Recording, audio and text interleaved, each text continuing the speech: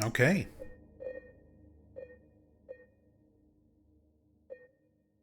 So,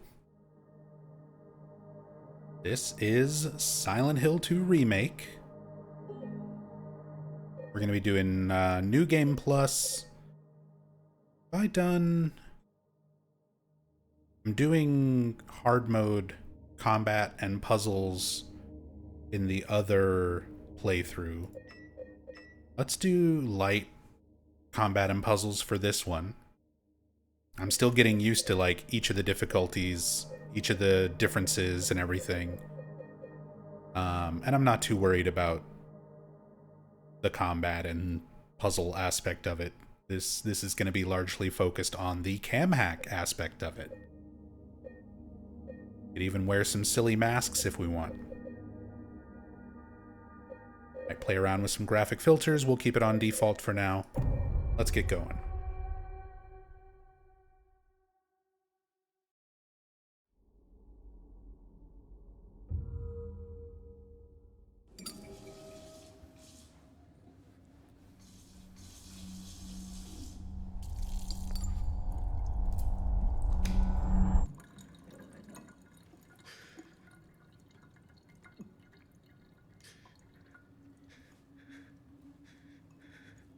One of those details you can see right away. You can hear the clinking of James's wedding ring falling into the drain of the sink. And the difference in skin color there on his left ring finger, where the ring was. We're essentially seeing James right after the psychosis sets in, after his delusion is taking hold, right after arriving in the town.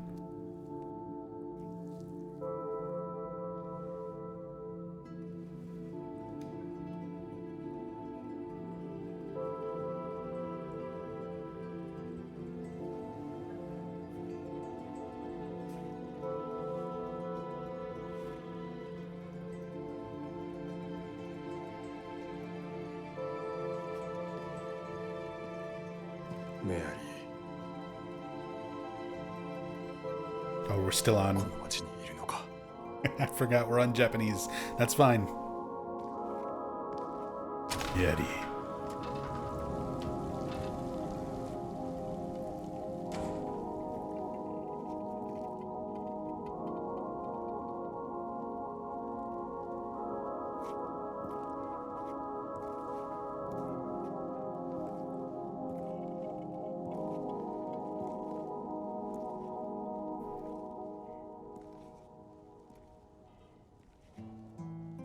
曖昧な眠りの中で夢見るのはあの街、サイレントヒ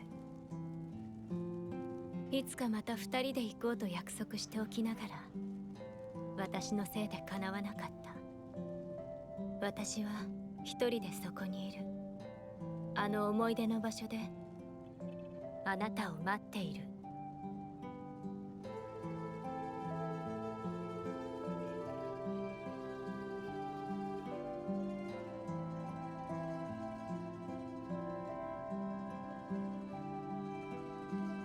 手紙が来た。封筒にはメアリーと書いてある。妻の名だ。そんなバカな。ありえるわけがない。分かっているつもりだ。メアリーは3年前に病気で死んでいる。それでも会いに来た。思い出の場所、どこなのだろう。この町には思い出が多い。メアリーがいるのか。本当に彼女が待ってるのか。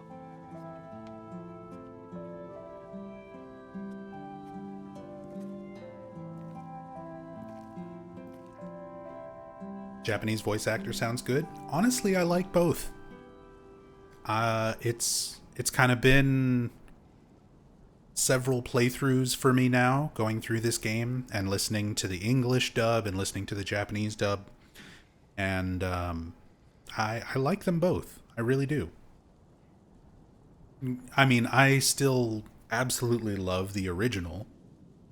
And there's just something about that that's going to be nostalgic bias at this point, most likely, that original voice cast for the PS2 game back in the day is always going to be like how I hear Silent Hill 2.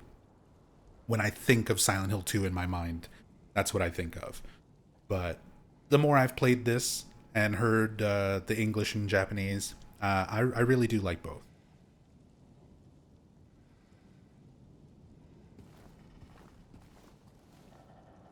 But here we are, and let's get straight to what everybody really wants to see, what the purpose of this playthrough is. For those wondering, what do you mean cam hack? Well, what I mean is, I can do this. I can completely separate the camera from James, and we can go in and look at absolutely everything. So there's Mary, chilling in the back. Something that was implied in the original game, but not visually rendered, later was confirmed by developers like Masahiro Ito, that this was something intentional in terms of story, but was never visually rendered in any way, even with a cam hack. Bloober Team took that detail and actually rendered it out so that you've got Mary's body here in the back seat, covered by a blanket with a floral pattern. Those are forget-me-nots, which is a very appropriately themed flower. Nothing under the blanket. There's no actual body rendered, as you can see. Just the 3D texture of the blanket itself with kind of the shape of her body, where the legs are kind of folded up, arm is kind of hanging down.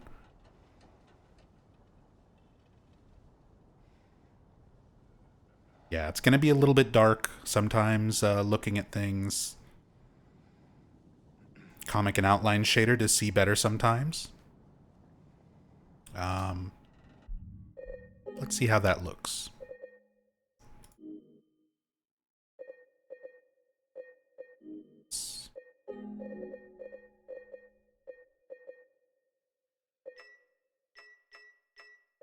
Not that. Does that actually show anything in high contrast? Shows the map glowing.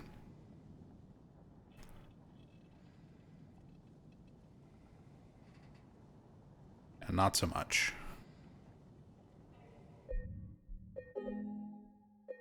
Safe to say this is going to take a while. I was not kidding that this whole stream we'll be lucky if we even get to Angela in the graveyard, because there's so much that we're going to be looking at.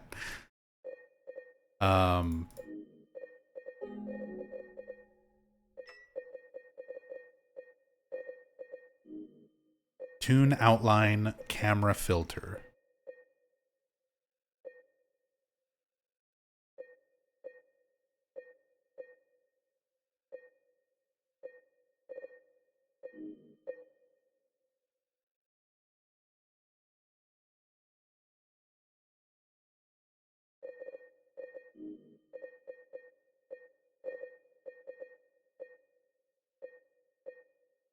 Graphing mode.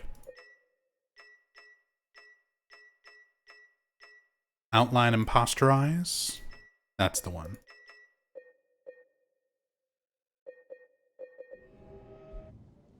Ooh. Suddenly it's a Telltale game. Yeah, I mean, we can see the folds in the blanket a little more clearly there.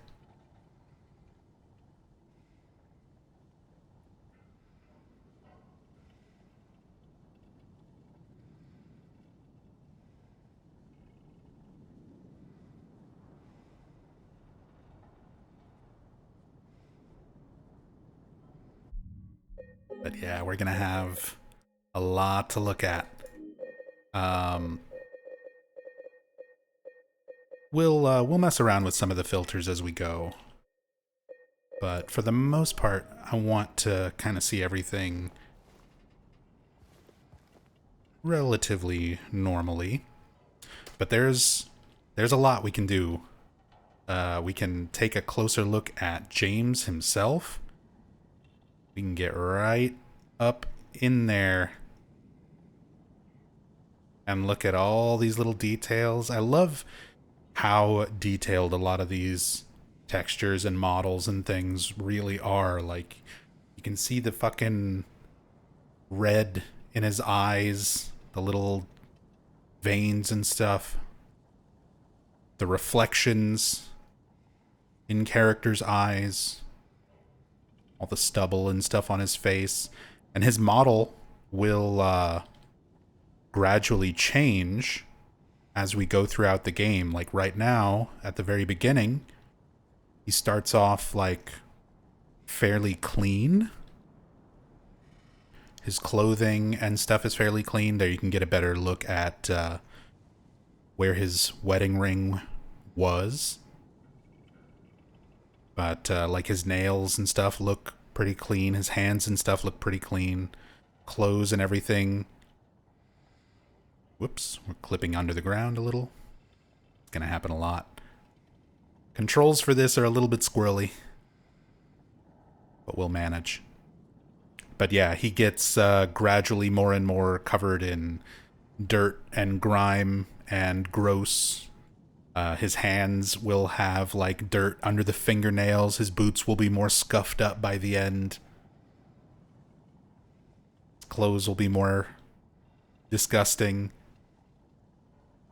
His facial hair, like his stubble, will be more pronounced.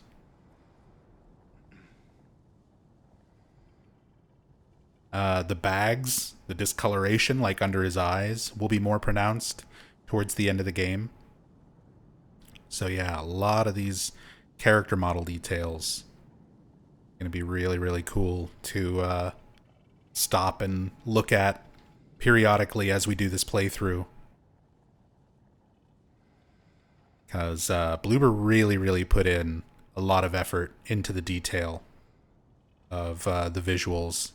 Look at the fucking wrinkles, the like cracked leather on his belt and everything. Little stitch patterns on the shirt. Tons of detail.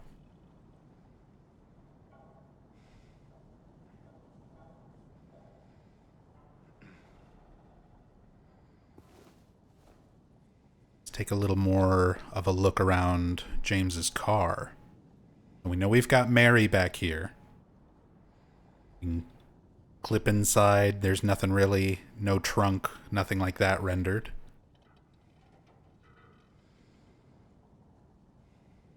We've got Boros brand wheels. He's driving a Roamer. Get a better look at like all the little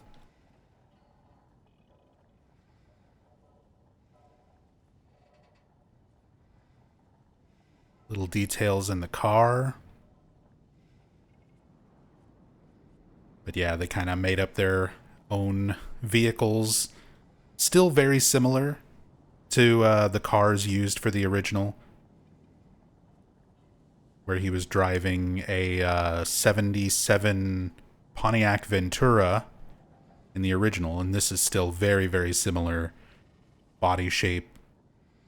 They actually do use a car that's even closer, even more similar to the original a little bit later on as well. All the rust and everything. More than just the cars that are already in Silent Hill, because everything kind of seems rusted and abandoned for the most part. But even James's own car sort of has that same aesthetic where it feels very old and rusted, just dirty in general, kind of like everything else, which sort of leads me to believe that that is part of James's delusion. Like, things are not as rusted and deteriorated as they seem from his perspective. Like, his perspective, things are deteriorated because that's a reflection of what happened to Mary. It's sort of that subconscious element that is painting how he sees reality. And things might not necessarily be as old or rusted or decayed as they appear to be to us and to James. All the little details. Look at that. You've got everything down to the gauges modeled and rendered in. Got 77,000 miles on his car.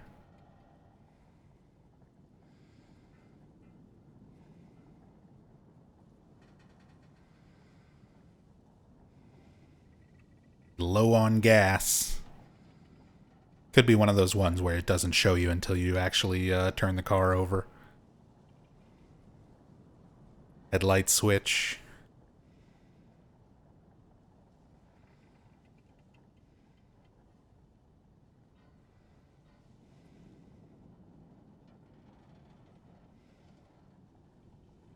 Does he have the ashtray?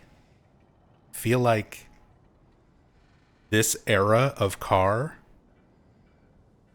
just doesn't feel right if there's not a little metal ashtray somewhere, usually in the doors or in the center console.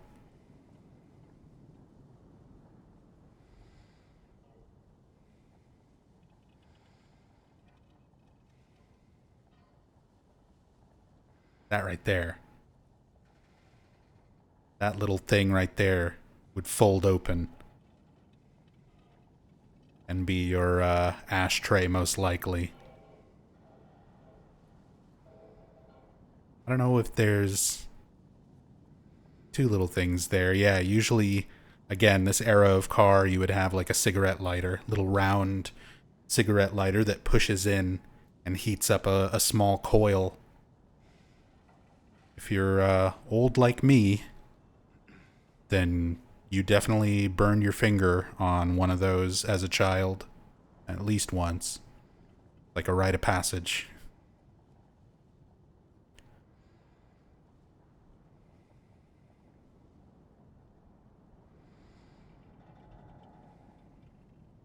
But yeah, tons and tons of detail. Same license plate, by the way, as the original car in the original game.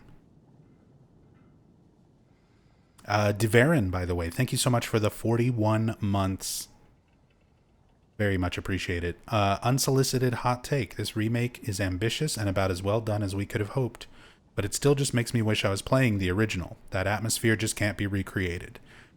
I agree to a certain extent. I definitely agree that the atmosphere of the original is not something that can just be remade or recreated. But as far as remakes go, especially in terms of Bloober Team making this, like, for anybody who knows me, like, I am one of Bloober Team's biggest haters. I did not enjoy any of their games before this one, and they did so much better with this than I could have imagined. Like, it's not perfect. Nothing really is. But but getting the vibes of things down, like the atmosphere is different, but it still feels like Silent Hill. It still feels like Silent Hill 2. It's not ever going to be, I think, a replacement for the original.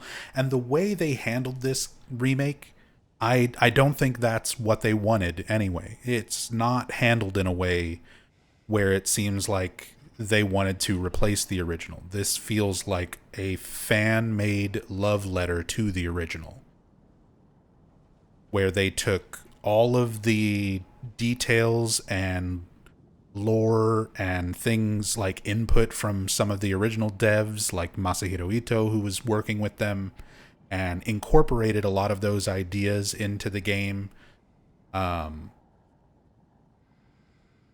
Took a lot of fan theories and things like that and incorporated those into the game as well. They actually did, some of the devs from Bloober Team did an interview where they were talking about wanting to include as many fan theories or references to fan theories as possible. Like, they didn't want to leave anybody's interpretation out, even if it's just like a small nod, which is why there's a lot of references to loop theory, which was a big thing, even going all the way back to the original. A lot of those fan theories and stuff are also referenced. So like I said, it feels very much like a love letter to the original game. Oh yeah, we can kind of mess with our perspective during gameplay too. Can get a little bit wider FOV for looking at these environments, looking at James's model. We can pull the camera back a little bit from his over the shoulder, almost a little closer to the original camera view, giving you a wider field of view.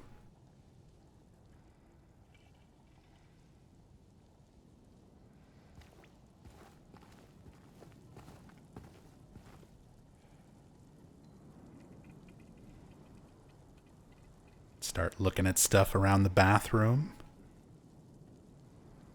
All these little stickers and torn posters. There's Heaven's Night. Faded Heaven's Night poster with Maria right there. There's some more of these inside. That was another detail that was in the original game as well, that they've recreated for this, for the remake. Your advertisements for Heaven's Night, your foreshadowing to Maria, in a very subtle environmental detail. Free entry, free parking. Even got the address.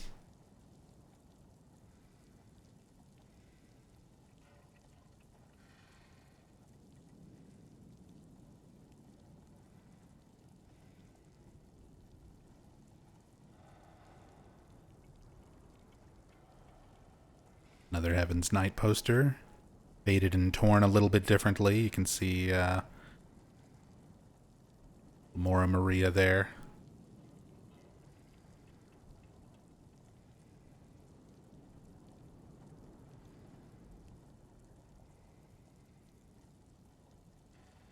Women's side of the restroom.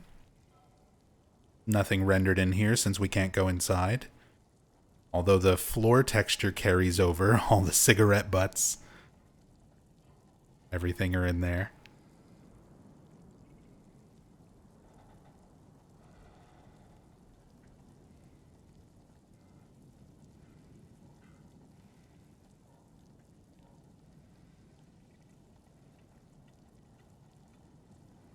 All right, Scarlet M, take care.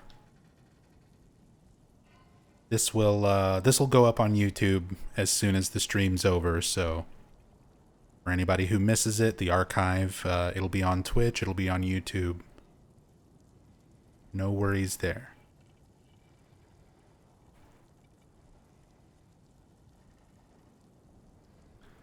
Got any details? Anything hiding in the dumpsters?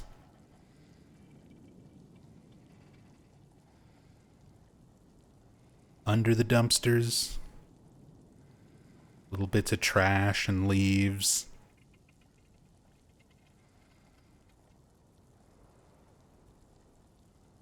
Whoops.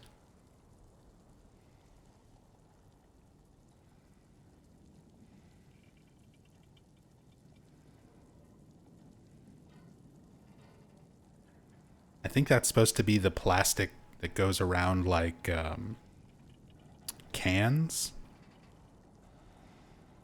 But yeah, Christophonics. I thought it was like 3D glasses, those flat paper 3D glasses.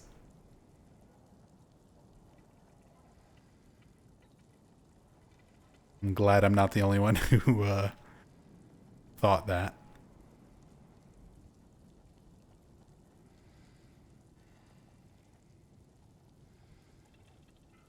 More of those same. We're going to see a lot of repeated textures and things like this in the details, but that's all right. Can't wait to see what's inside all of Eddie's vans. We'll go look at that in just a moment. The first one, anyway. Look at that dog. Look at that sweet dog. There are a lot of dog posters and references to dogs all throughout the game. Most likely hinting at the dog ending. Special care for your pets.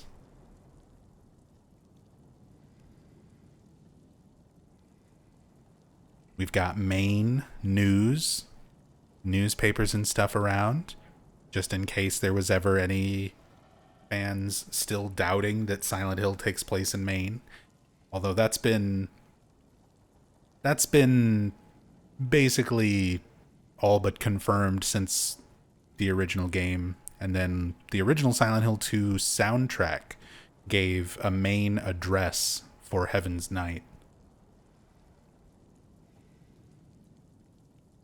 Flustered by London something? Shock Radio? Tuesday, 50 cents. Number 1 in the USA. First in Daily Readers.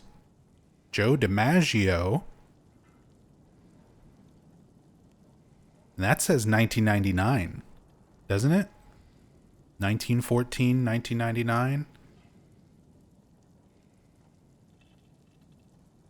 When did Joe DiMaggio die?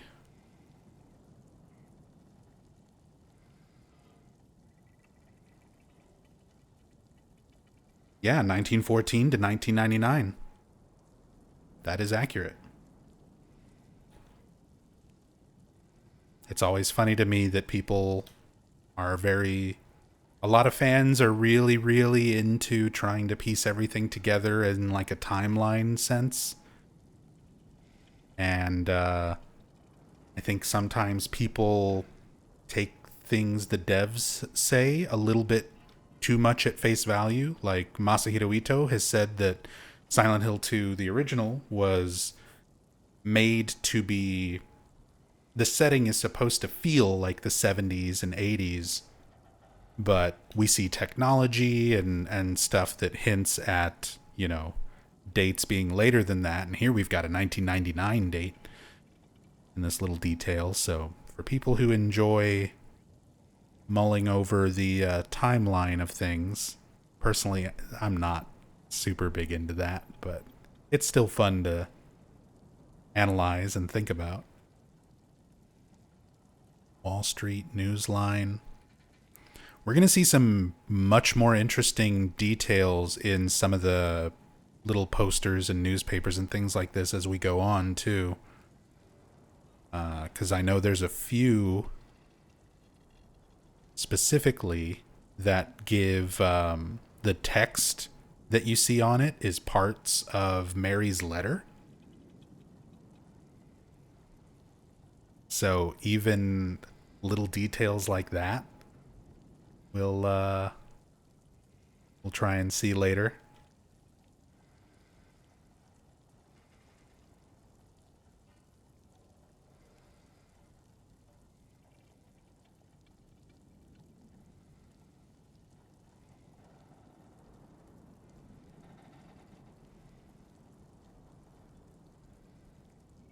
Again, these are not the smoothest camera controls in the world, but I'm gonna make do. Sorry for anybody who's got horrible motion sickness.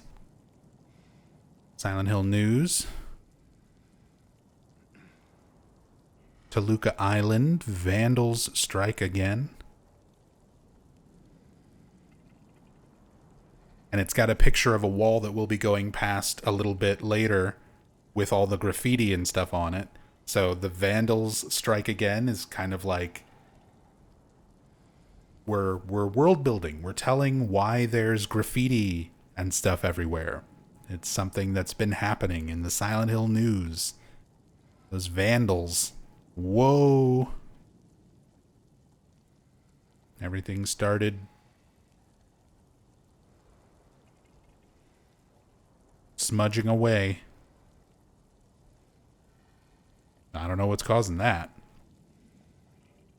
Maybe it's this groovy music. Which, Bar Neely's groovy music. We'll be visiting those locations.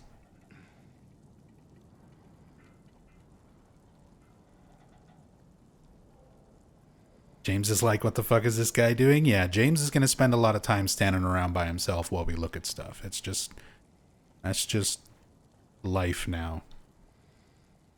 Silent Hill Ranch, chainsaw accident. Paramedics timely arrived. That's where we're going to, or near where we're going to pick up the chainsaw. Lakeside Amusement Park is hiring. Who wants to, dress up in a scorching hot Robbie mascot outfit for 8 to 10 hours a day at Lakeside? They're hiring. Yeah, there is the so Silent Hill Ranch chainsaw accident. This is right where we pick up the chainsaw. There's a little logging facility there. Lumber mill. Teen charged in something. As well as a little map of, partial map of Silent Hill. Advertisement there for All Stars Pizza.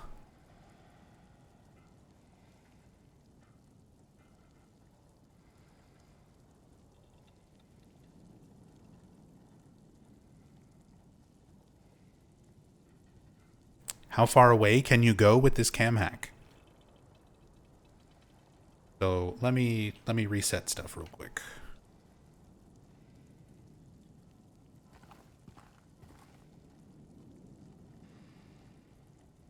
So like here is more or less our default view, right? So down there is the lake. You can see there's like a hill up on the other side of the lake. Let's go. Down the hill. Through the trees. There's the lake. There's the hills. The Silent Hills. We can go very far. We can go very, very far. Eventually, things will stop loading because the game only renders certain things within a certain distance away from the player character and from the default camera. But we can get pretty far. Obviously, a lot of this is not meant to be seen. Players are not going to go over here, so you're just going to see very basic, low-res, repeated textures and things like that. But yeah, you can see quite a lot. Quite a lot. There's the a little flat rendered version of the Rebirth Island out there in the lake. Rebirth Ending Island Church.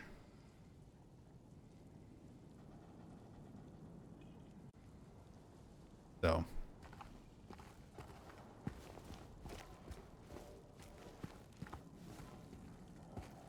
let's go in the bathroom real quick. A lot of this might be can have James stand here to block the door so we keep some light. And look at these Heaven's Night posters.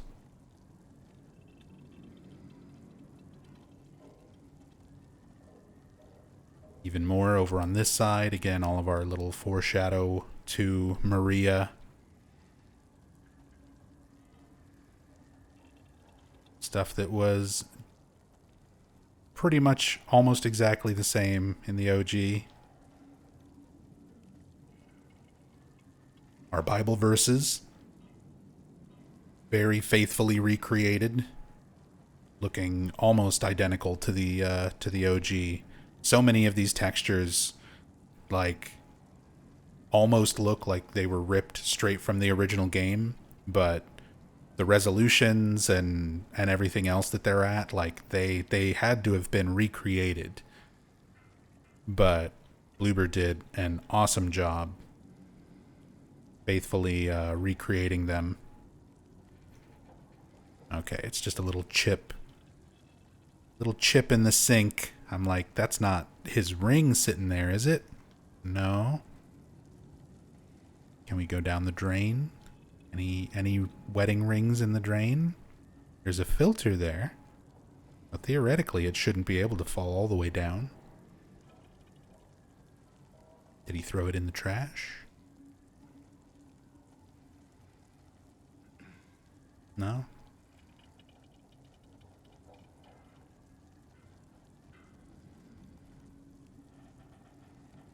Yeah, some of these Bible verses, little bits and pieces of Bible verses from the book of Job. Thy hands fashioned and made me, and then thou turn and destroy me. I am decaying like a moth-eaten garment, or like a garment that is moth-eaten.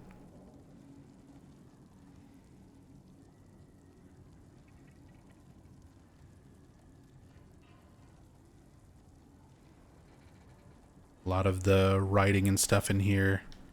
There's Lilith.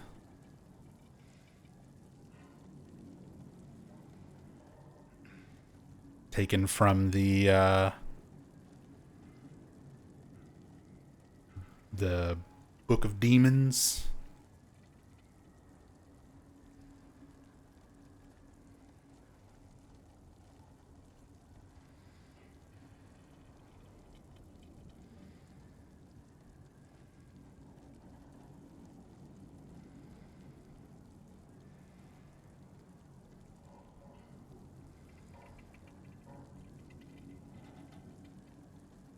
Some really fucked up toilets.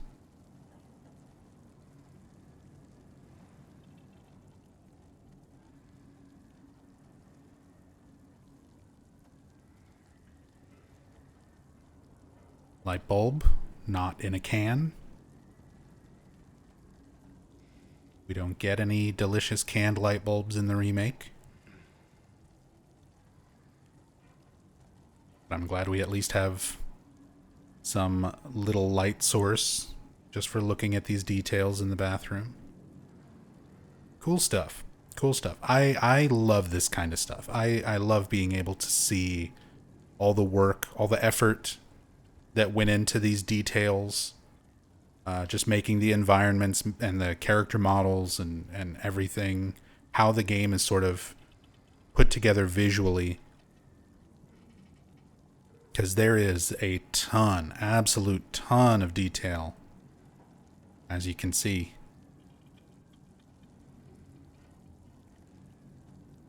Too bad that aspect of the camera doesn't reset automatically. Kind of have to fix the FOV every time.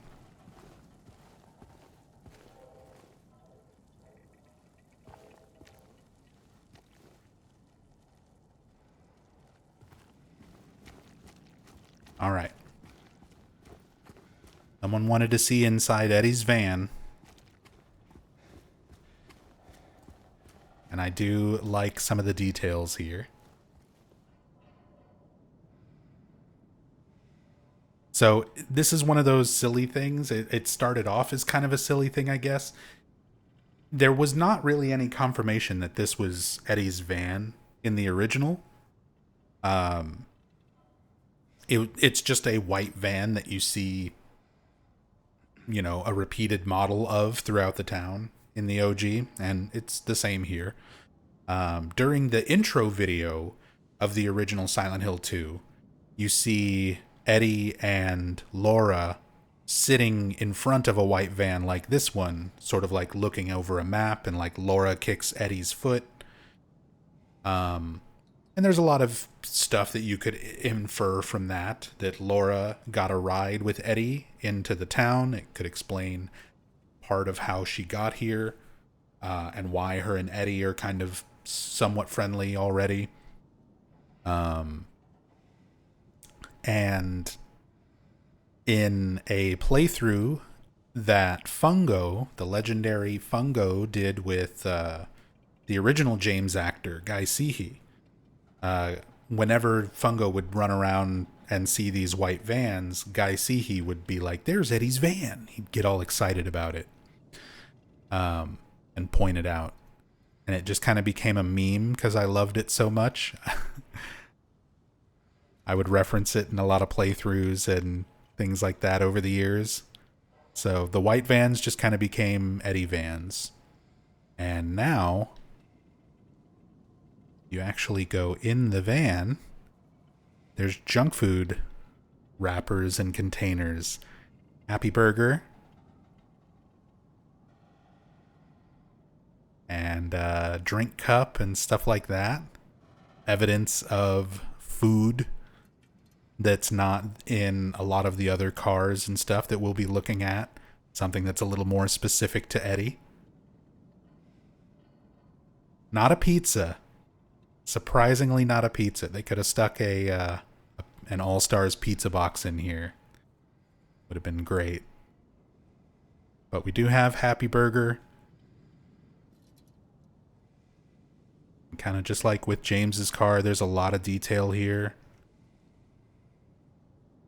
Everything on the console, radio, the dials, and it's not like reused. They didn't just stick the same things in every car. Like, they're distinct and different from the way all of this looked in like James's car. Yeah, it might actually be Eddie's van this time. There's more evidence to support that. Got the fuzzy dice hanging from the mirror that are like completely faded, nothing on them anymore.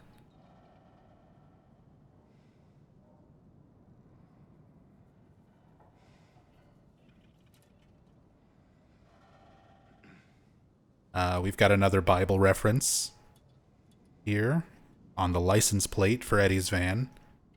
EPHE 432 would be Ephesians 432, which I forget what that is. I could look that up quickly, I think.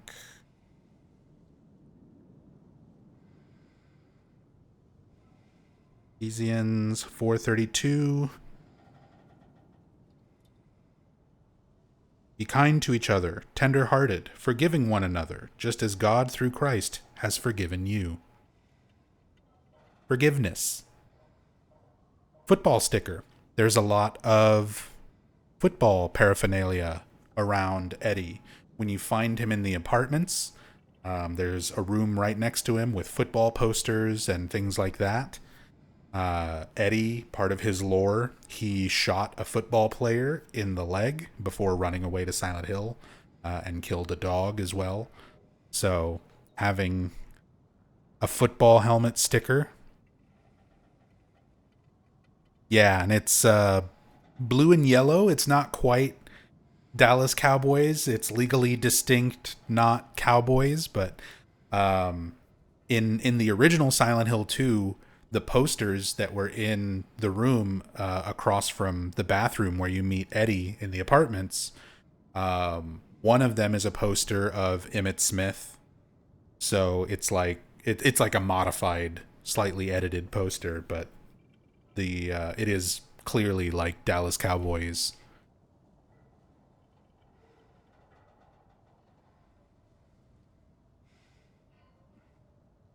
Real interesting. But I love that that kind of stuff is here. Like these tiny, tiny little details.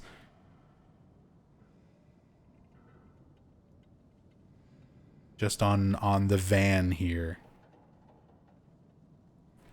Little bit more connection to Eddie this time. Roadworthy. Little different tires. Oh, there's another football sticker. Same helmet there on the side.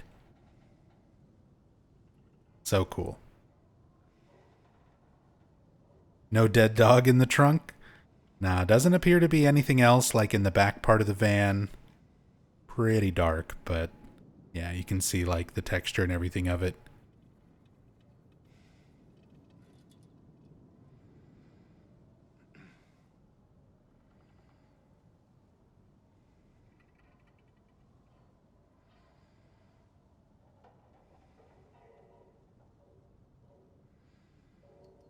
Just noticed the broken windshield wiper.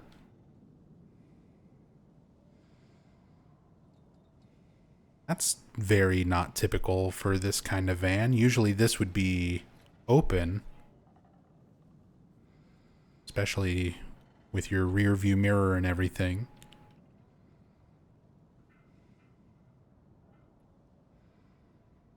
Maybe it's an ice cream truck. He drives a meat locker almost. Hey, considering we fight him in a big meat locker later, maybe that's something intentional as well. There's a leaf floating in the air. I think that's just a result of going into the free cam mode. It kind of pauses everything in the world the way I've got it set up. Billboard here for Pete's Bolorama. We'll definitely be stopping by there, checking things out later. Excuse me.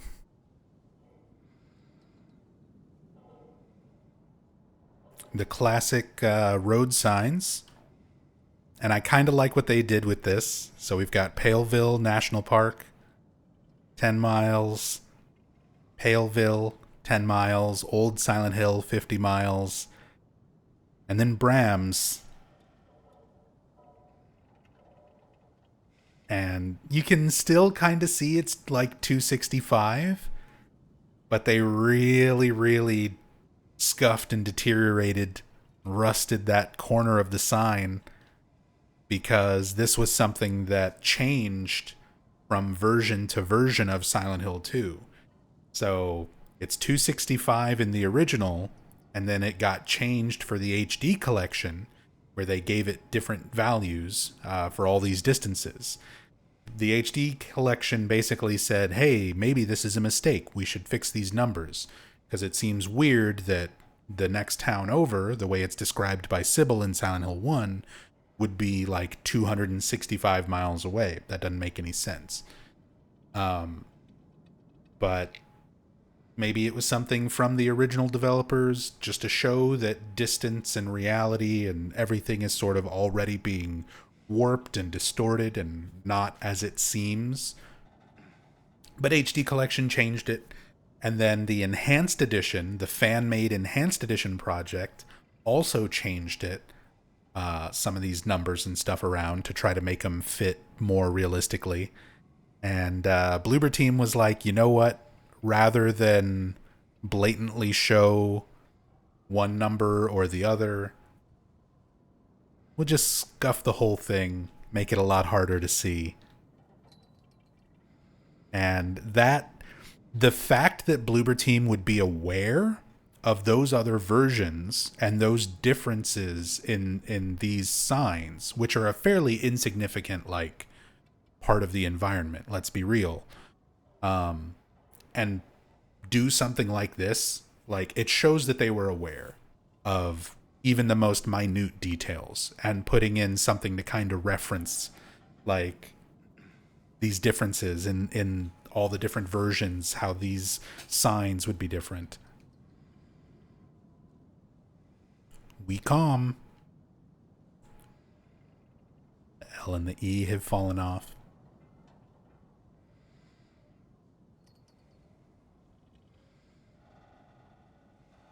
It's already far more than I expected. Impressed by an already impressive game. That's the thing. Like, the visuals, even just playing normally, are pretty spectacular. And there's so much detail already just in how you play the game and see things normally. And we're going to get to some really interesting stuff eventually. Like I said, it's going to take this. We're going to be lucky if we finish this playthrough by the end of the month. But I'm going to try to be more consistent with streaming going forward. So hopefully we can make decent progress and see a lot of the details and stuff that I want to show you. Because as I said, there are some specific Easter eggs that Bloober Team put in. We're going to have a good time. I know I was impressed and amused by several of them. No U-turns. Kind of a foreboding, no going back, you can't leave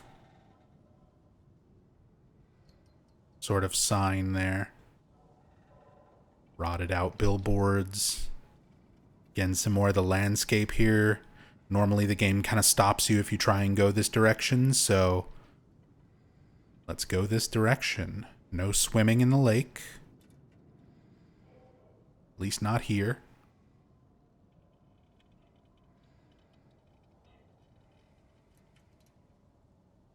And get an idea of the distance, how far we are from the actual playable observation deck. And that's where the rendering gives up as far as distance.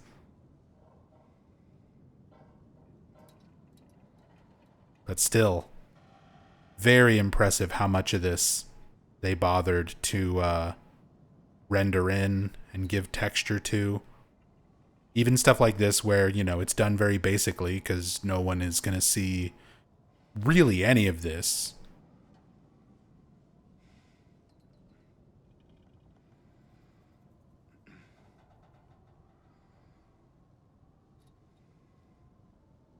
You can go and look at everything on the roof. Get to check out all the buildings from every angle.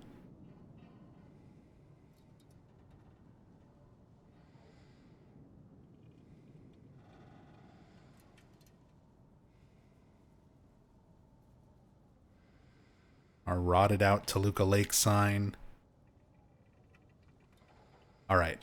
There's a lot more little details and stuff around here, but I do want to move on and try to get to some of the more fun stuff. Because the first Easter egg, intentional Easter egg out of bounds, is not far. Very early on. Bottle caps and cigarette butts. All the little bits of garbage and things here and there.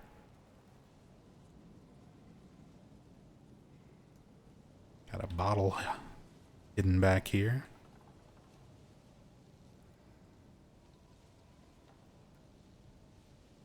Finest old Polish whiskey. Bloober Team is a Polish studio. So there you go. You've got some Polish whiskey, courtesy of the Polish developer team.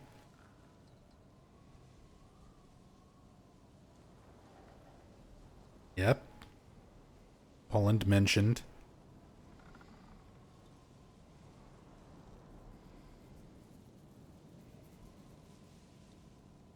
Fancy bathtub brew. Is this based on an actual brand or anything? Finest Old Polish?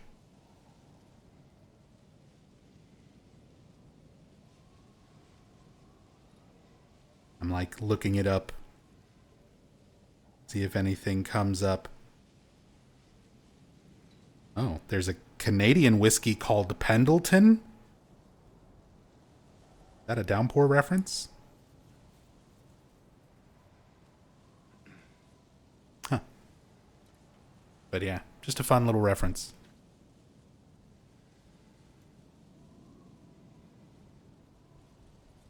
So already we're getting some little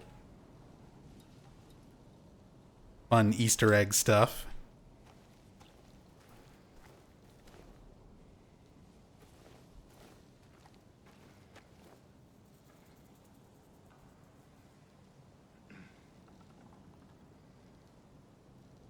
Crumpled up water bottle, like tuna cans, sardine cans, matches, burned up matches, and cigarette butts.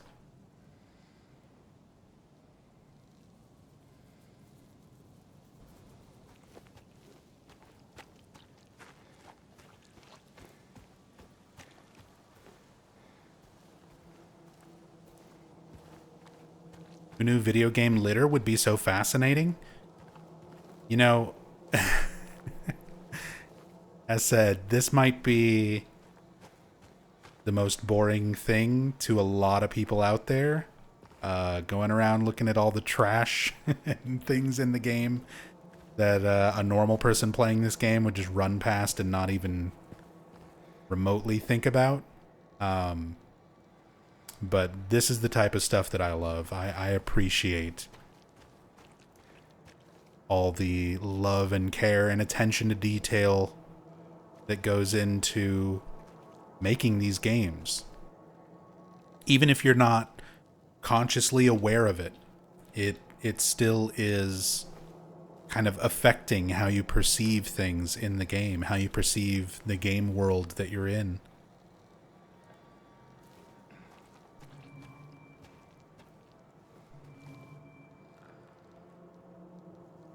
Some of our New Game Plus notes.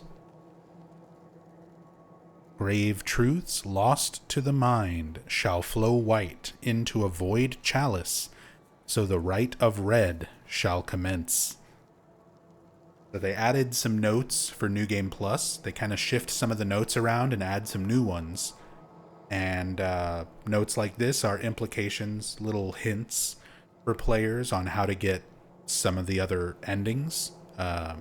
So, grave truths lost to the mind shall flow white, referencing the white chrism. Into a void chalice, that's the obsidian goblet. So the rite of red, the crimson ceremony, or the crimson tome. So we've got references here for the rebirth ending.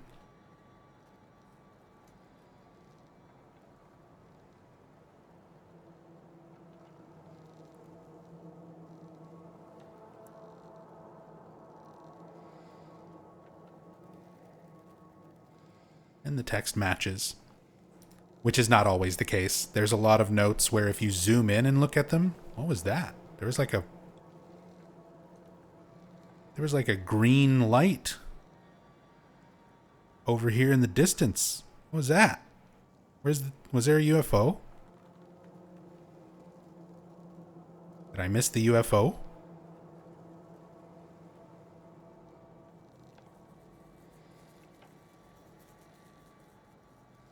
Yeah, it might be a rendering glitch. We're going to see a little bit of that just because of the cam hack. It can sometimes mess with things. But that was interesting. Just seeing like a glow off in the trees. Kind of creepy in its own way, even if a glitch or not intentional.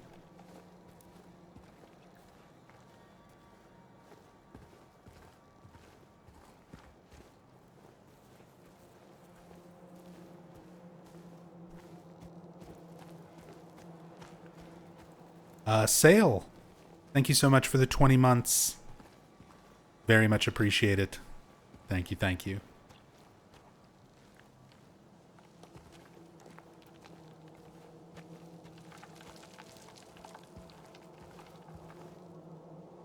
All the little rocks and stuff falling as you walk past here. Are they just Got some more leaves floating around. Wonderful environmental ambience here as you walk down, getting all the little sound effects. Little things like pebbles and rocks falling near you as you walk by. Like almost similar to the OG, where you would hear noises and things that were just out of view. Kind of giving you the implication that there's something out there in the woods with you while you're walking down here. Did a great job with that.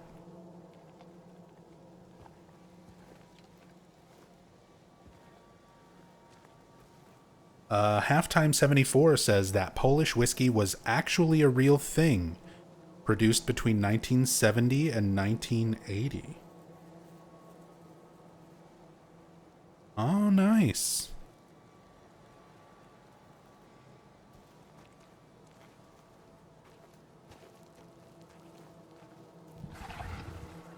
Oh, more good sound effects. You might be the first one doing this, so cool. Not sure if they did a boundary break.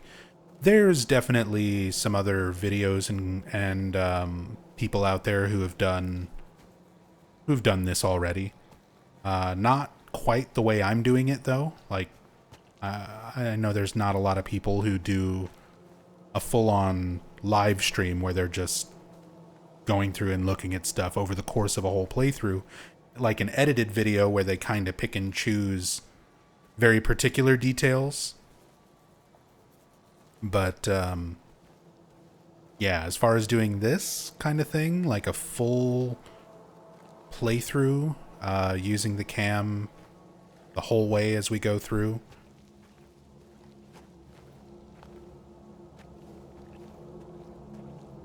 not sure if anyone else has done that. Got the famous save point in the well.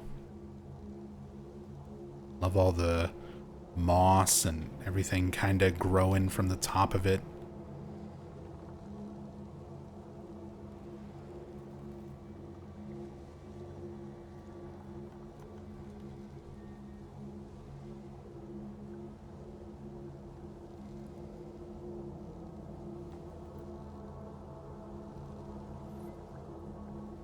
Looking at this thing makes my head hurt. Feels like someone's groping around inside my skull.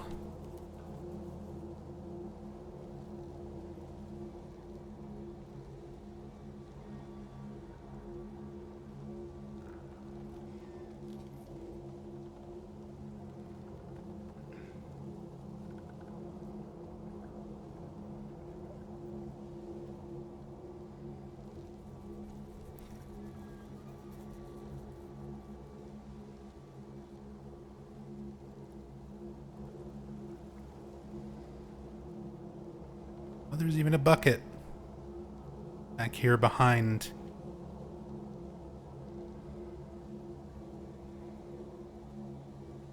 Where the rope isn't attached anymore.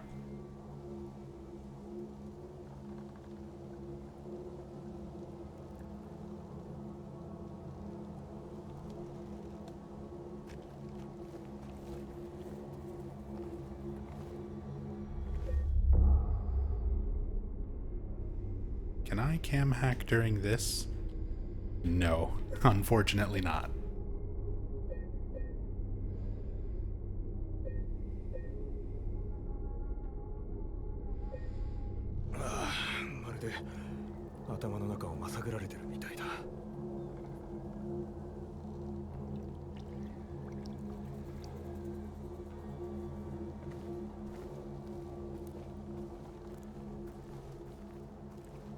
Man, I like seeing all the woods and everything here with a slightly wider FOV than the default.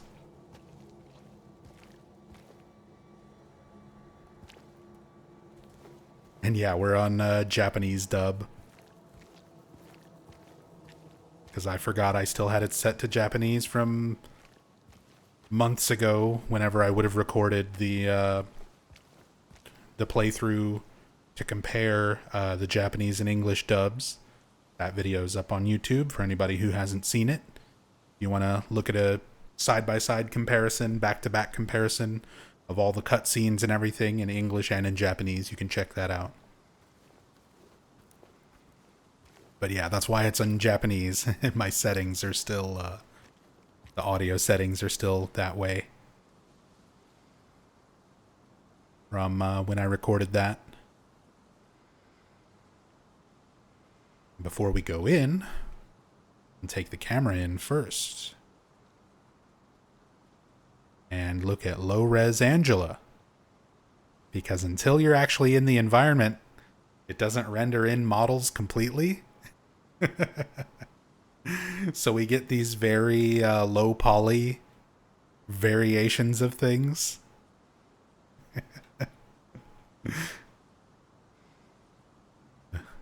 Angela's seen some shit.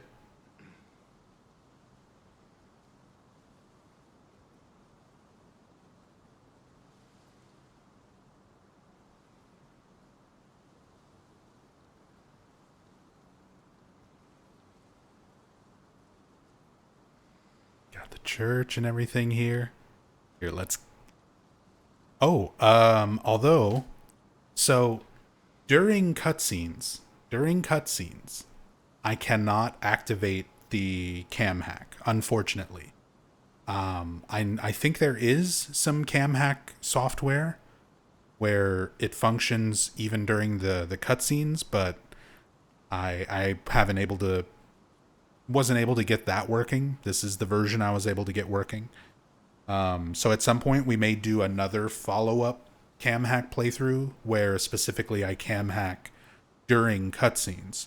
What I can do, though, is I can change the perspective of the cutscenes before they start. So, for example, if I pull the FOV back like this, and then go through, we'll see everything a little differently.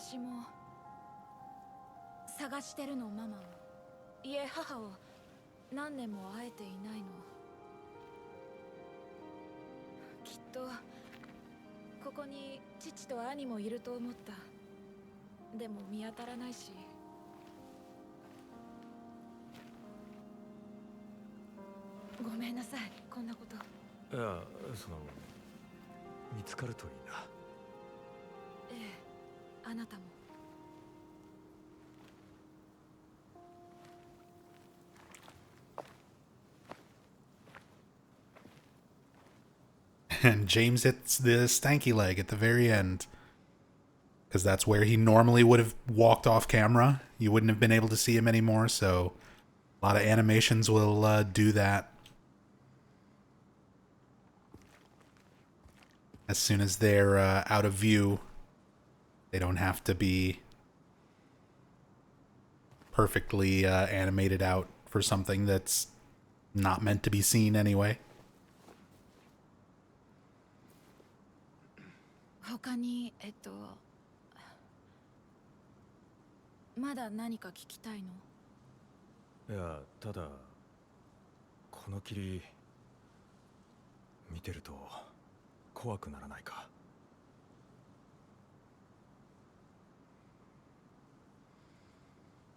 So now that we've got fully rendered in Angela, we can see the character model much, much better. Just like with James, tons of detail. Tons of detail. The like water staining and stuff on the shoes. Her fingers. We get a good shot here.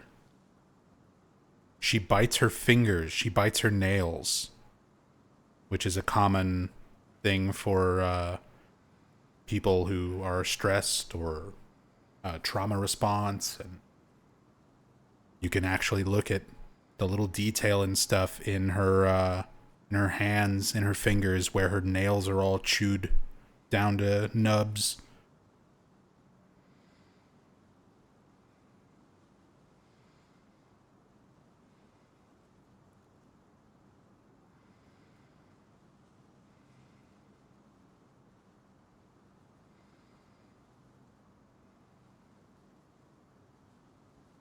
Crazy, crazy detail in the character models. Love that stuff.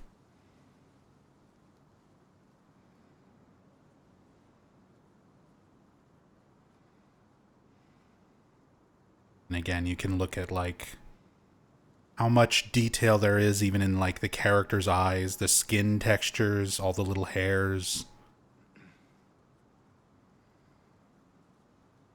A little like redness in the folds of her nose.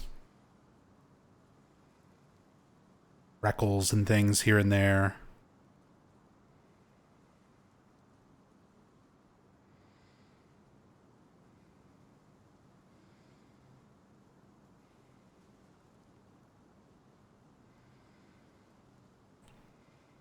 Really, really impressive.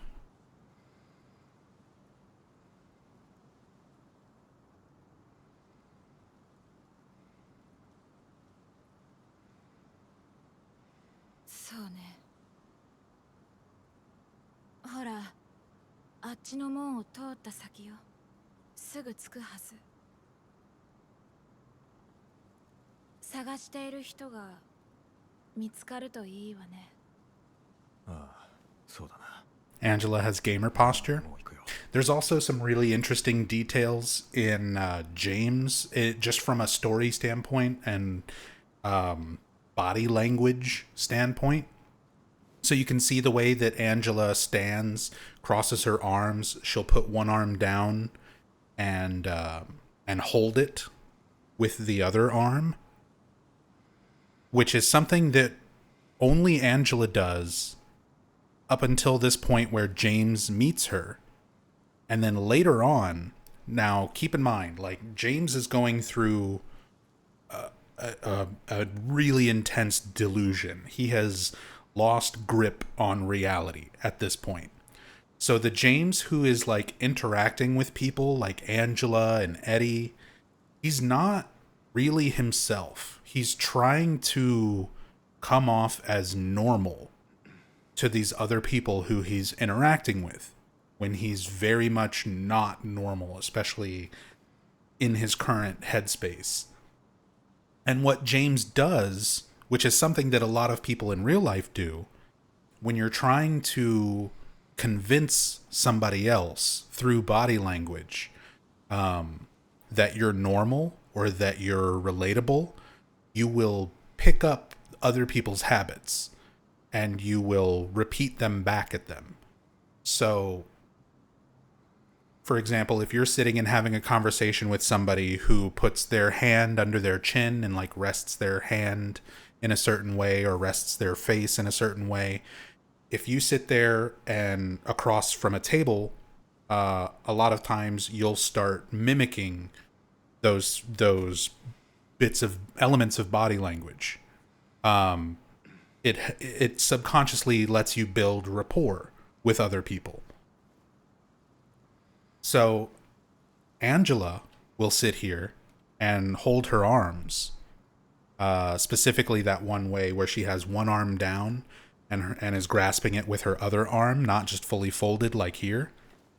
James, when we get to the scene where he meets Maria the first time, mimics Angela's body language that she's doing throughout this scene. So it's James trying to come off somewhat normal, and he's mimicking things and body language and phrases that he picks up from Angela and from Eddie and uses them when he interacts with other people. So like he'll pick up Angela's arm thing, and we'll see him do that later. He'll pick up dialogue, the way that he talks to people, because he's very different about what he's doing in the town. He's looking for Mary. He can't just leave. Like, he's here to find Mary. And the first person who's like, hey, we should just stick together and get out of this town, the first person who talks to him like that is Eddie, when he meets Eddie in the apartments. When James runs into Angela in Rosewater Park much later, he repeats what he heard from Eddie, and he starts repeating that towards Angela. We should stick together and try to leave the town. Completely opposite of the way he was talking before that.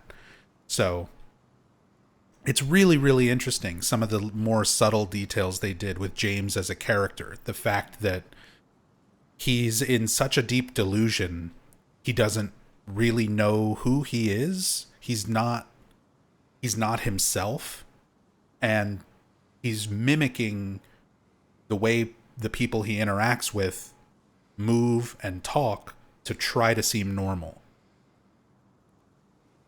And we see lots of little subtle nods to that throughout the game. Really cool stuff. More than just visual, details like we're going around looking at right now. There's a lot of cool stuff like that in the mocap and animations and everything as well.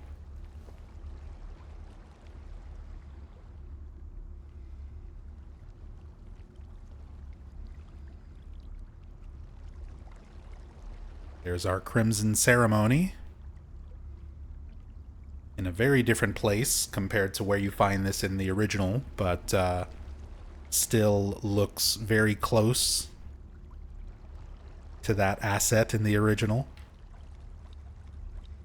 Crimson Ceremony, proud fragrance of life which flies towards the heart.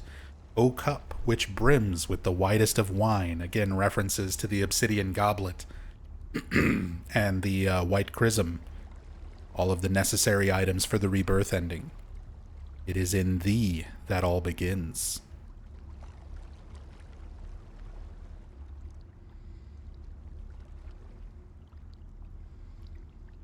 And then we have this, which is from Tenebrae, the 1982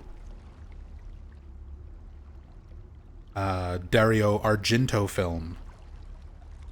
Tenebrae, this headstone, this is a quote from that film. So Dario Argento, very influential director. The original Team Silent took a lot of influence from Argento and several other directors like David Lynch, Adrian Lyne, but Bloober Team themselves were adding in new little references to some of those original influences as well, and this is one of them. There was only one answer. Let me see if I can find the full text of this quote.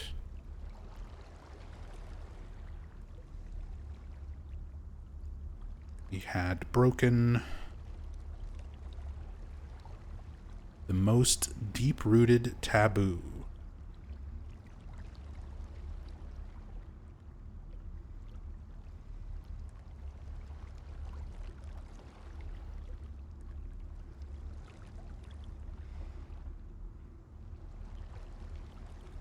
Yeah. So, the impulse had become irresistible. There was only one answer to the fury that tortured him, and so he committed his first act of murder. He had broken the most deep rooted taboo and found not guilt, not anxiety or fear, but freedom. Any humiliation which stood in his way could be swept aside by the simple act of annihilation: murder. So that's the full quote from Dario Argento's Tenebrae, and very applicable when you consider James has committed his first act of murder and did that for a sense of freedom. He wanted his life back. Mary had become a burden to him. So the idea of including this quote, very deliberate, but wonderful, wonderful deep detail. And again, without a cam hack, you normally see it pretty much like you're about here's the default camera. So yeah, you can't really make out that writing or anything without kind of cam hacking and getting in there and being able to see it.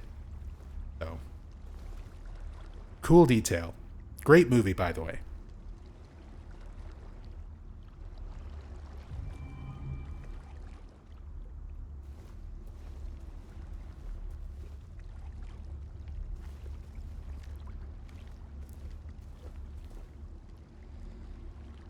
I love that the lake is sort of encroaching into the cemetery as well, to the point where we've got all these grave markers, tombstones, and things actually out in the water.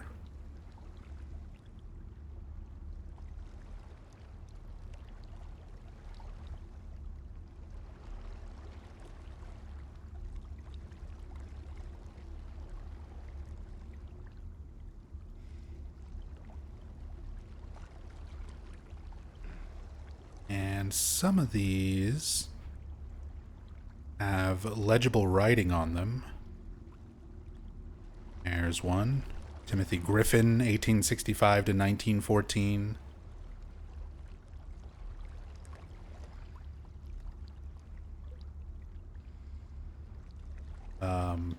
A lot of the ones that have legible writing are repeated onto some other tombstones and stuff. But it's interesting that they've got some of those in there. They're not all completely worn.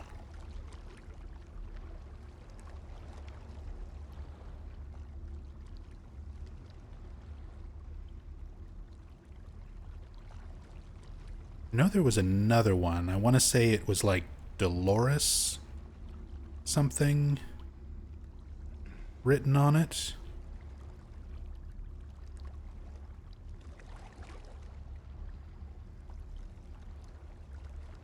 Something Dunstan, Cecil Dunstan, 1840.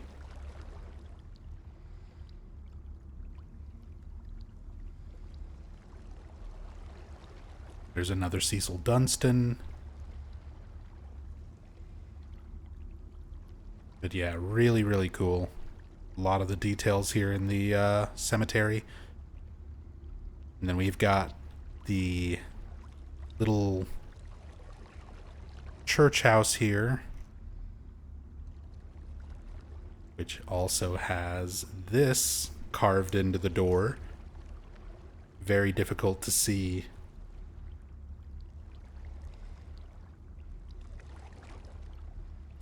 Romans 3:23 is what's carved here. All have sinned and fall short of the glory of God.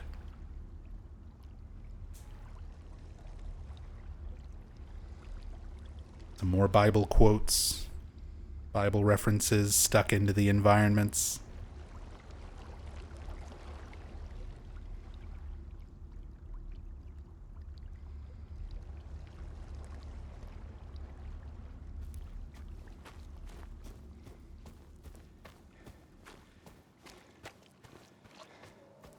And you can, like, read this one, even without a cam hack. But it's nice being able to get a much more clear view of it. Boom, let's go inside. So this is unfortunately what a lot of stuff is going to look like when you try to clip in. It's just, there's no reason to render anything there. If it's an object that the player is not going to see from a particular side, there's no reason to make a texture for it or have it there. It's just a waste of resources at that point. But there are some specific things that are rendered out of bounds. Low poly statue there.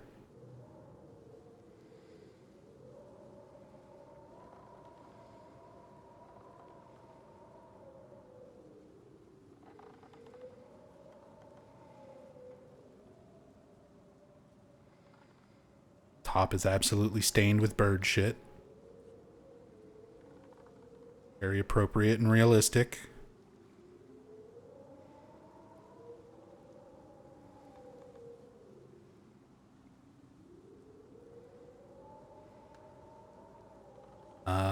I wonder if this has collision. Let's spawn James right up here if we can. No? Can we put James up on the roof?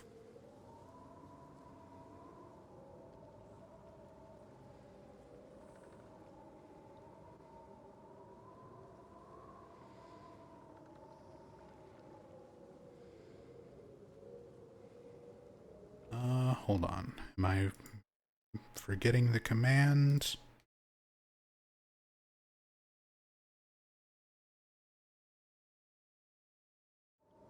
Thought it was this.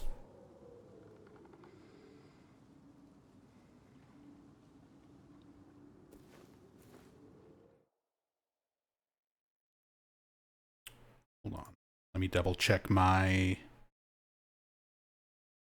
controls for the free cam here, because we should be able to teleport James to the location of the camera.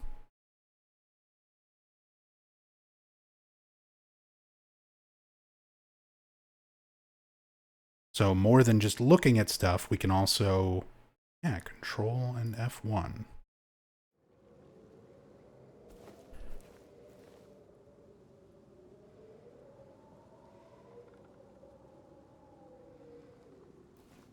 For some reason that command isn't working.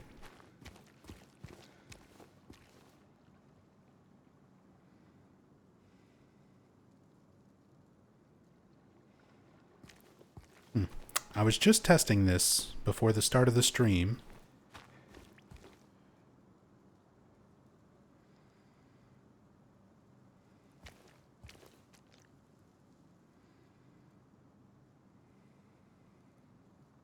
And it was working.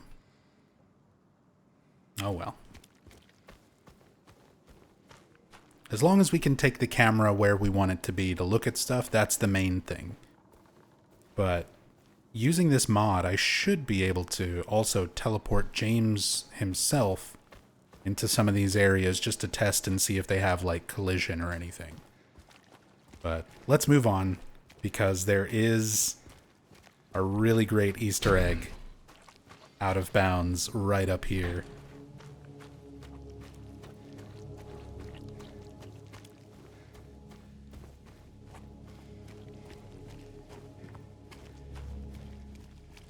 I mean, there's just a lot of cool details in general. For example, we've got our cornfield that we're running past, and you can kind of see off in the distance there's like a scarecrow there. If you actually come in and look at the scarecrow up close, it's a straitjacket. It's wearing a straitjacket.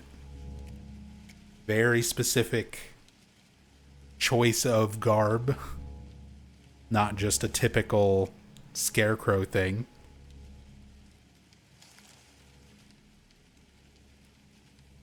And there's a few other instances where they've got things like that.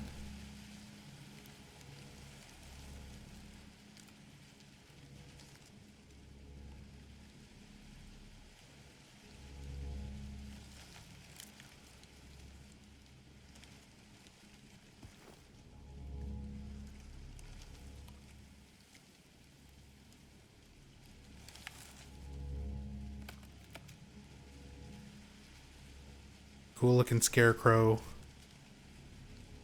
Wearing a straight jacket.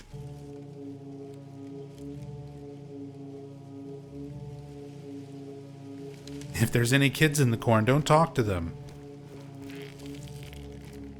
Always good advice. Always good advice.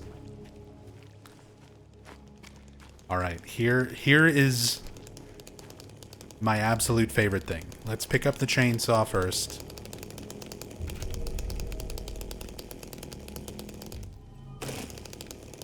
Because why not?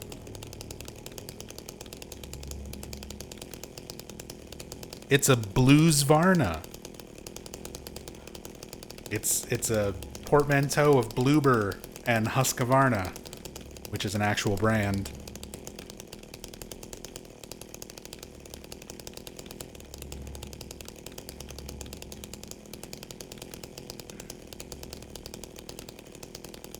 And on this side, it's Blues Varna Auto Tune 282 XP.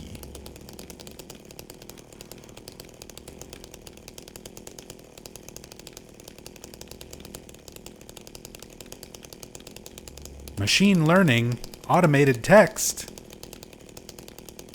AI.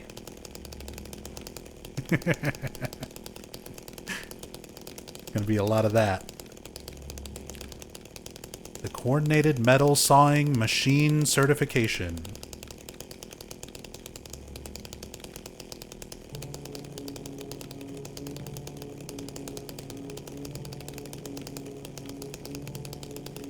The textures are amazing. When you, like, break the cam and zoom in this close, all the little scuff marks, all the little dings and dents, yeah. The scraped paint around, like, the dials and everything. Crazy detail.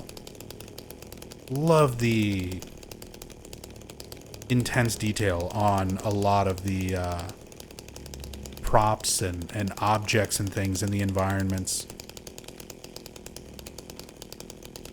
Sort of like scorched black on that side. The worn off like grip tape.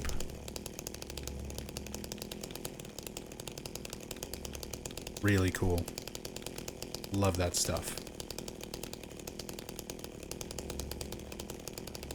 Okay. Put the chainsaw in your pocket.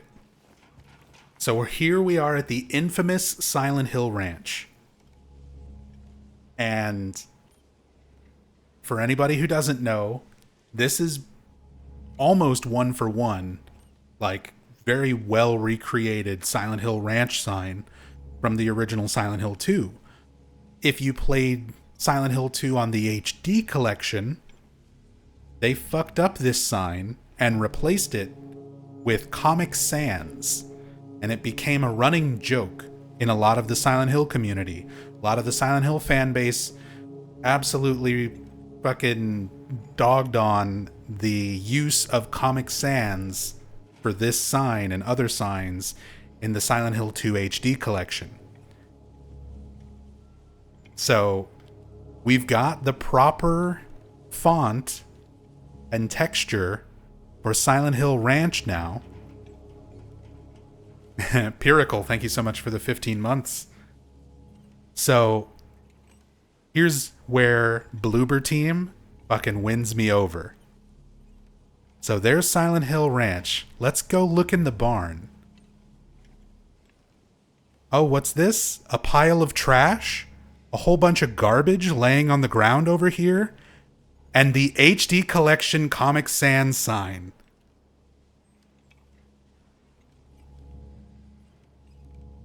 Bloober won me over.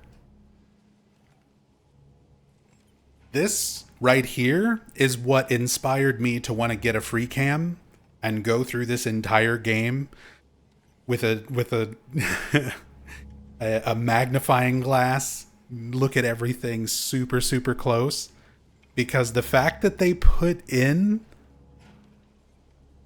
a detail like this, a little reference Easter egg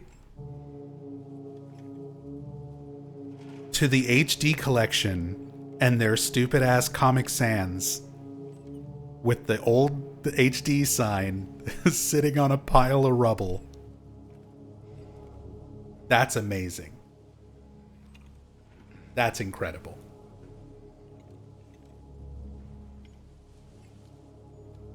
Someone on Bloober Team was designing this with a big shit-eating grin. Oh, absolutely.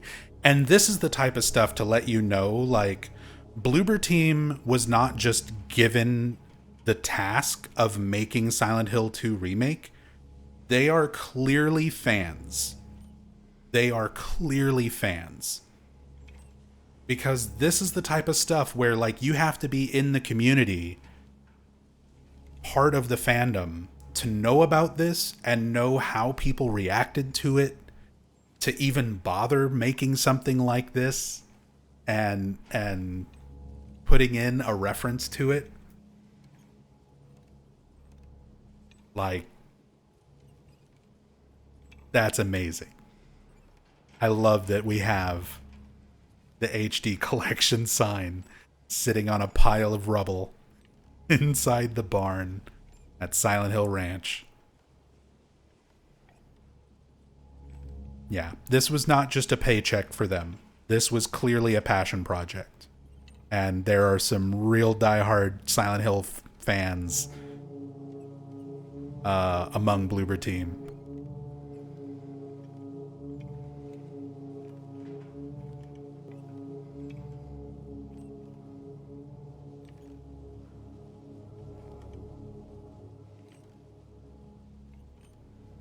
But yeah, absolutely one of my favorite Easter eggs that can only be seen. There's no way to get over this fence or look at anything normally.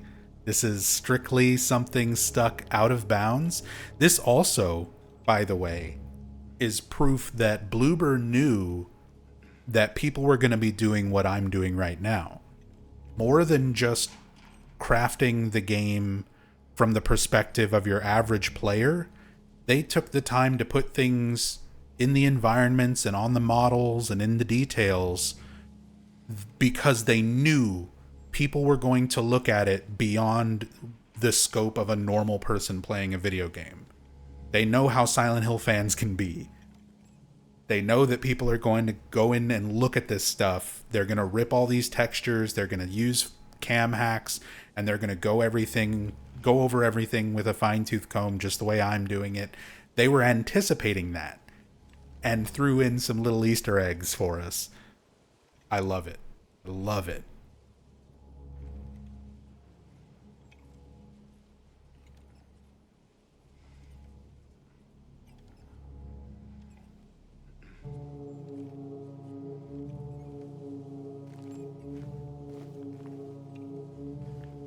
Gaga Somnia, my theory of why Bloober did such an awesome job, because they were inspired to make horror games because of the original Silent Hill. That game is the foundation of everything they've done.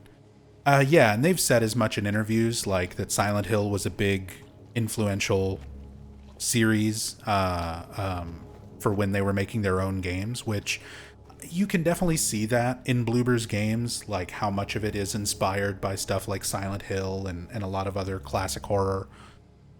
Even though I'm not a fan of Bloober Team's original games, like, that aspect of it was always pretty clear. And the fact that they add stuff like this in for the remake just further cements that, despite my doubts, Bloober Team did a fucking fantastic job with this remake. And again, it's not perfect. It's got stuff in it that I don't necessarily like or changes I don't necessarily agree with, but overall, it's not a bad experience. And again, it feels like a fan-made passion project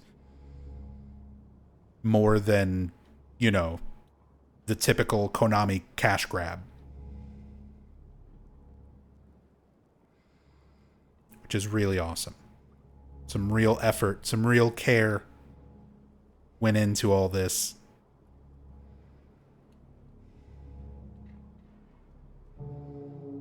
So curious how their new game turns out. Chronos the New Dawn. Chronos the New Dawn is their upcoming game. I'll definitely be playing that on stream. 100%.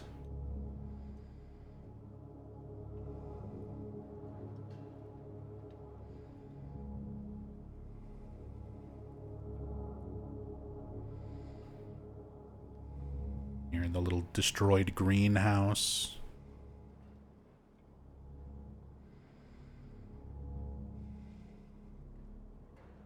Hopefully Bloober doesn't get too high on this success and drop the ball on other remakes. I mean, in terms of remakes, Bloober has convinced me. Maybe for the worse. Now I'm gonna have higher expectations for a lot of the stuff that they do going forward. But at the same time, yeah, I hope that this shows that they've learned a lot from all the projects that they've done. They've figured out how to make stuff that fans enjoy, how to adapt things. Are there any other Silent Hill remakes potentially in the works? Nothing confirmed. Potentially, yes. There's more than just rumors. There's some internal documents and stuff from Bloober's. They had like internal emails and what's the word I'm looking for? They had a timeline of their projects and things that they were working on, and it's all code named, so it doesn't tell you specifically like what they're working on. But like Chronos the New Dawn was Project C, as it was referred to in their documents. So they were also working on a Project G and a Project H. And a lot of fans are speculating that Project G is codename for Gillespie, like Alessa, Dahlia, meaning a Silent Hill 1 remake, and that Project H is supposed to be Project Heather, aka Silent Hill 3 remake. So if they're going to do more remakes after this, that feels like the appropriate order to go back and do 1 and then 3, since those two are connected. But again, it's all speculation right now. There's some evidence that could be interpreted that they may be working on that stuff. And they did sign a new contract. They renewed their contract with Konami and definitively stated, we will be making more Konami IP games. Again, they didn't get too specific with all that. But it's enough that there's a decent chance we'll be getting some other Silent Hill remakes. I mean, this one was a big success. And as far as Konami's concerned, if it's a success and it makes money, fuck it, make more. So hopefully it gets the same love and attention and passion behind it that this remake did, if they do go that route.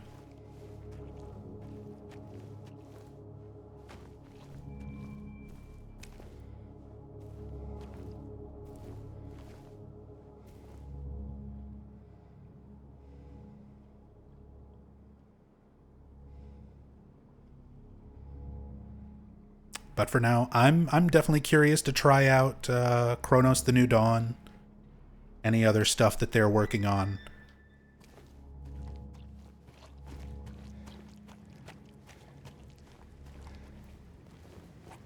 What other Konami stuff could G&H allude to?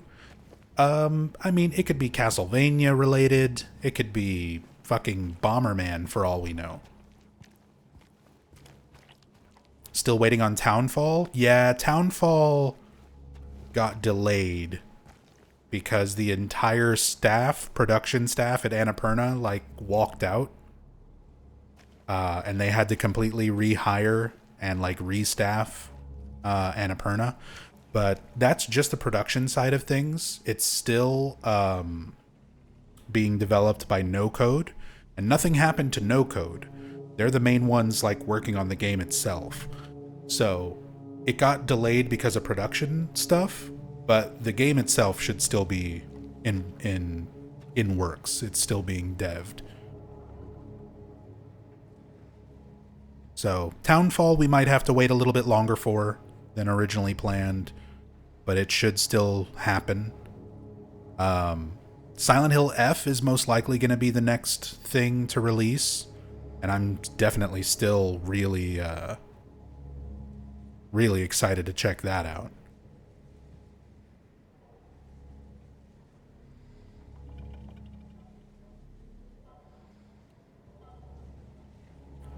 Beamchurch.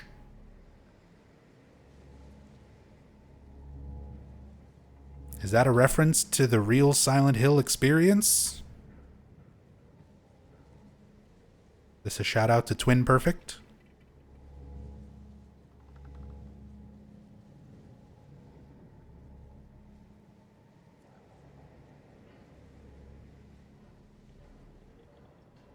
Possibly. Bloober devs have said in interviews that they scoured the internet for content creators and online forums and stuff like that when they were researching fan theories and things like that that they wanted to incorporate into the remake or reference in some small ways.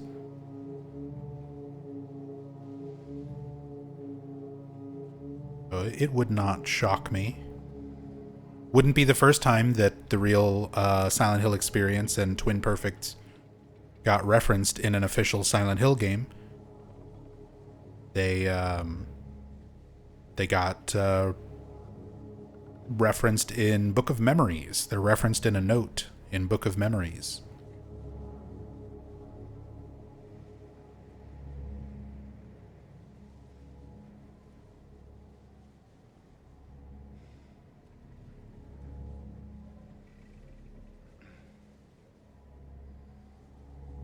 Surprised you remember Twin Perfect? How could I forget? I've had Fungo on my stream.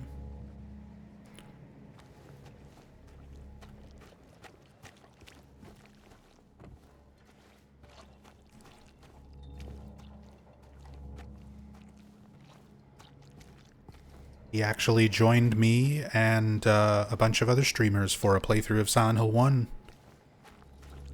several years ago.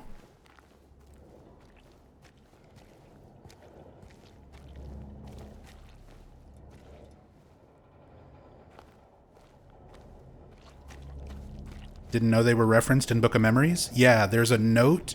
It's not like super direct, but there's a note in Book of Memories that is describing like there were these oh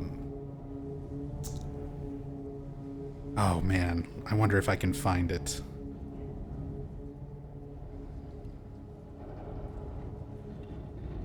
I'm not gonna bother looking it up right now. But yeah, there's a note that basically is talking about these two people speaking their version of the truth who were flawless in appearance and identical in every way, aka twins who were perfect.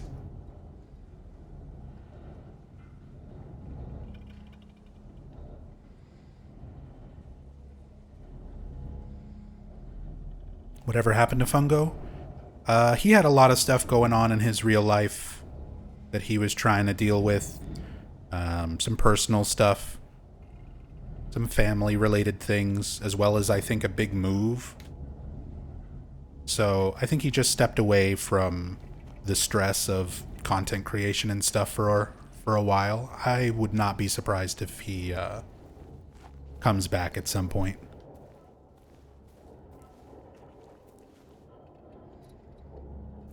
But I hope he's doing well.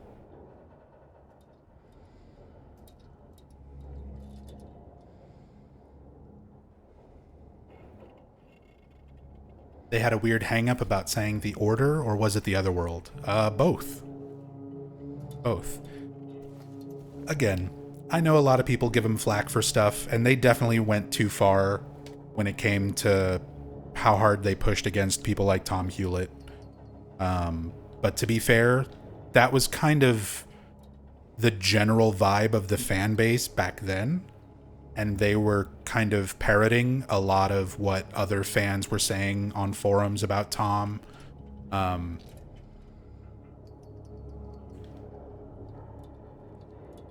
to be fair, Tom himself has also said some real foot in mouth kind of statements in interviews and things that didn't put him or his studio and their work in the best of lights either.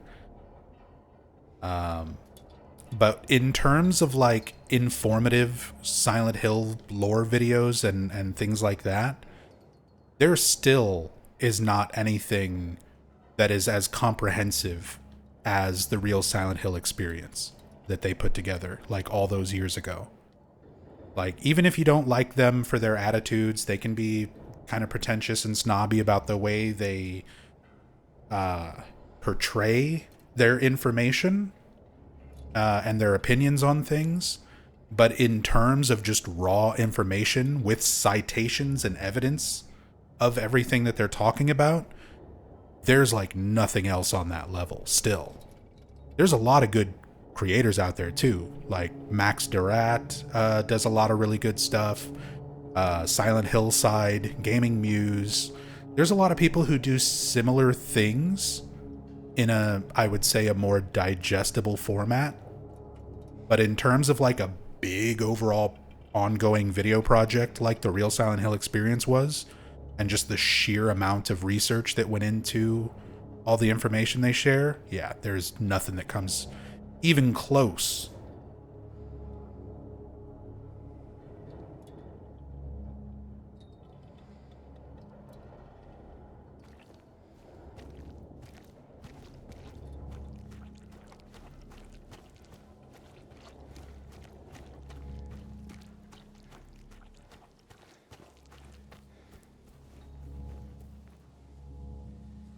Another Pete's Bolorama sign, similar to the one on the observation deck.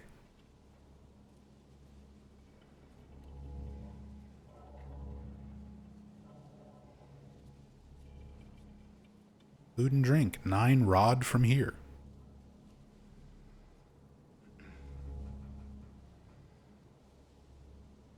Auto parts.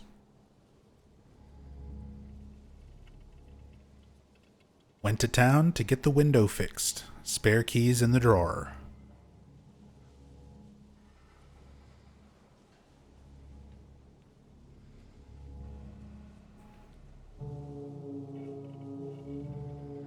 Auto service and tires. Start getting into the part of town. We saw that paper in the observation deck where there's an article about vandals, kind of giving a little bit of an explanation as to why there's all this graffiti. And I mean, I love a lot of the graffiti designs and stuff on this too.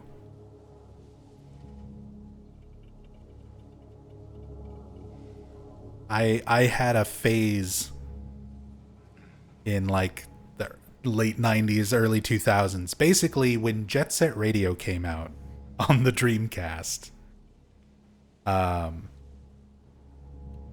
I had a period in my life where I got super into graffiti as an art.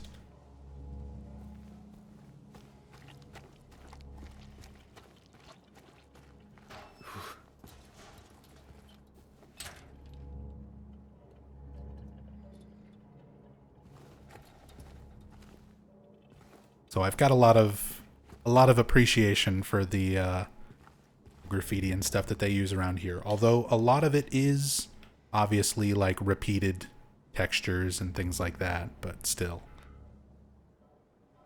It's interesting, and I like those details. Text matches the note. It's not always the case. There's going to be some notes where zooming in on them and reading what's actually on the physical object doesn't necessarily match the text when you examine it.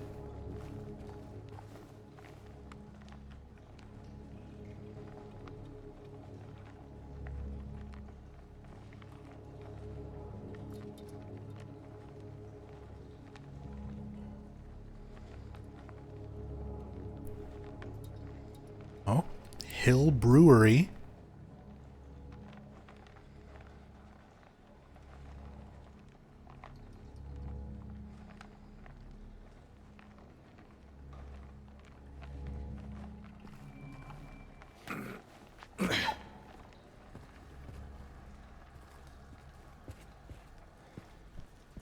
I wish New Game Plus gave you a flashlight at the beginning of the game.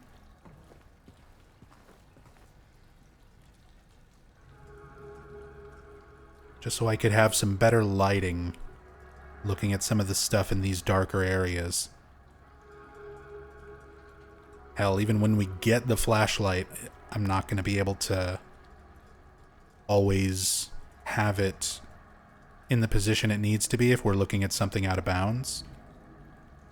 Which is why I was hoping the teleport James command would work. I don't know why it's not. I'll have to do some troubleshooting before the next stream. Peterson Kerosene.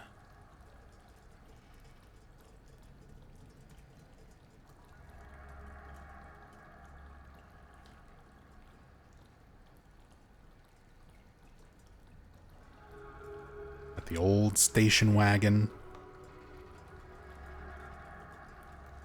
Tools laid out on it. Nobody in the back seat.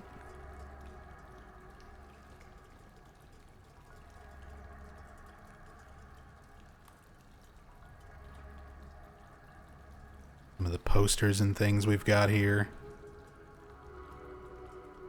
Workout. Reminds me a lot of some of the stuff that you see in Shattered Memories. There's a similar part in Shattered Memories where you have to go through a little garage kind of like this. And it's got like sexy posters on the wall. If you examine them, it starts, you know, curving your story towards the Sleaze and Sirens ending. Love me some Shattered Memories. We'll have to do a playthrough of that sometime. It's been a pretty decent amount of time since my last Shattered Memories stream. Overdrive Gals. Get some partial dates on some of these calendars and stuff too. 1980 something. You could probably figure it out from the dates. Now, January 11th, falling on a Monday, would mean this is probably 1988, because that's when I was born. I happen to know just offhand.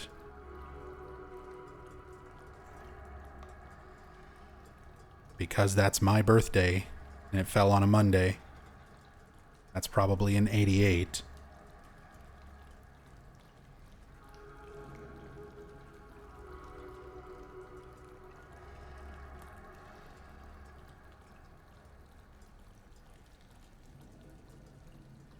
Natural food. Bang. Instant breakfast meat. Oh, good. It's still in there. Breakfast meat.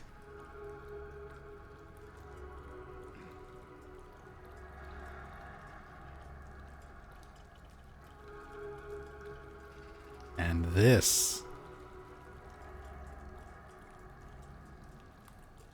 Moldy ass tuna.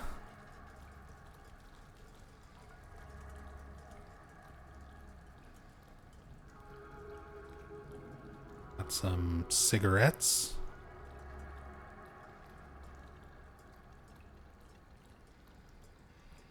God, it's so awkward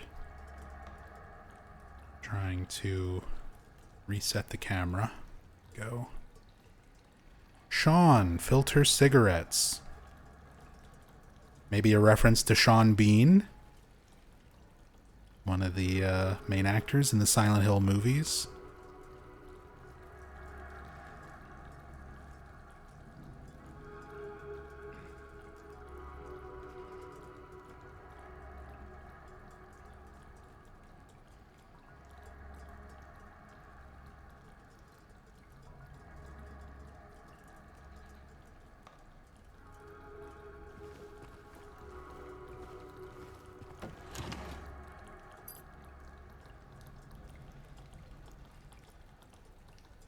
Oh, good. I can adjust the camera while we're examining stuff. Auto service and tires.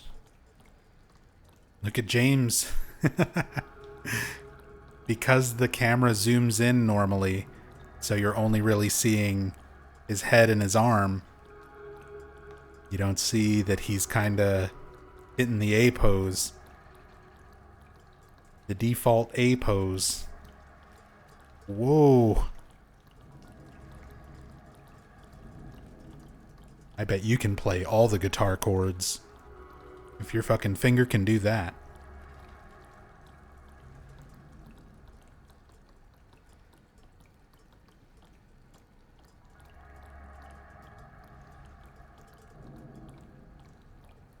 Yeah, because we only see this by default. We just see this hand. That's very funny. Pulling out and seeing James in his A pose. His extendo finger. His fing longer.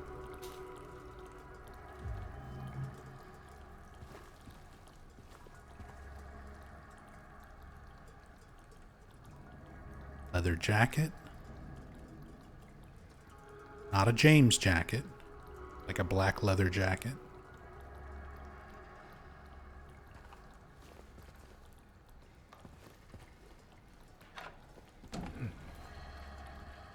Sean Bean had no idea what was going on in that movie? Well, yeah, he was like added in kind of after the fact.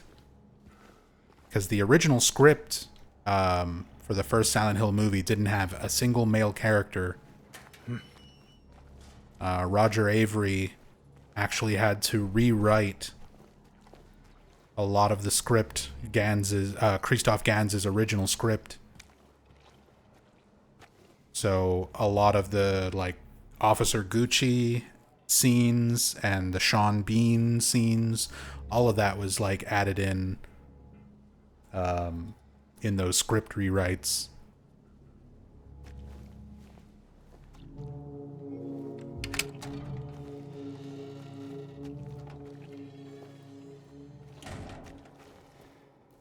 It's a shame watching movies is such a like copyright nightmare, or making videos about movies is such a trademark copyright nightmare, because I would love to do that kind of stuff more often too. I'd love to do some videos talking about the movies or streams talking about the movies, but can't exactly sit and just watch a movie together on Twitch.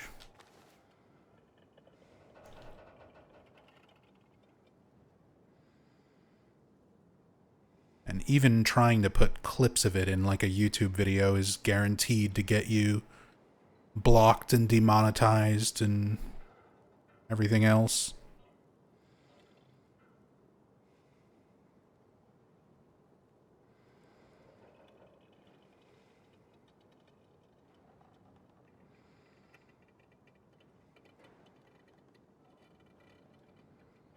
Trespassing visitors must register at the front office. Discord watch parties work semi-okay? Yeah, for like 20 people. My audience is a little bit bigger than that.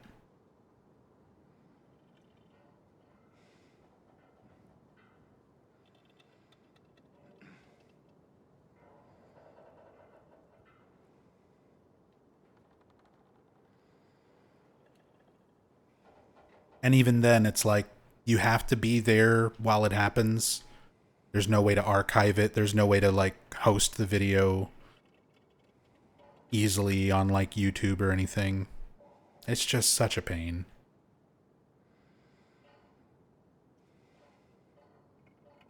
Hopefully, at some point in the future, copyright stuff like that is not so strict, but yeah, doubtful. Very doubtful we'll ever get to that point.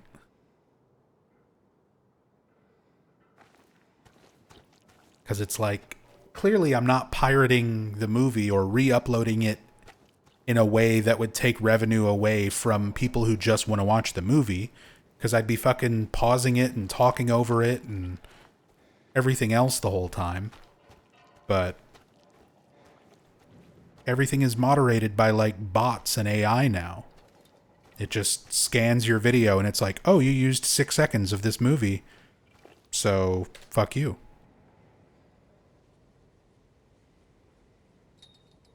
Doesn't matter if it's not like watchable as like the movie.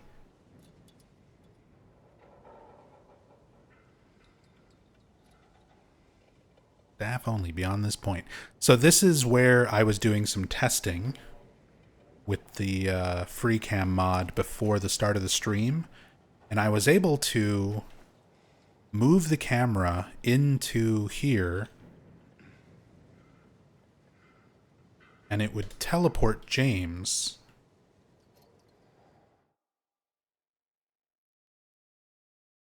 Let me see.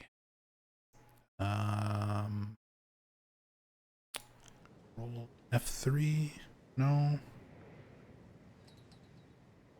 Wait. He is moving again. The world is unpaused. Roll F1.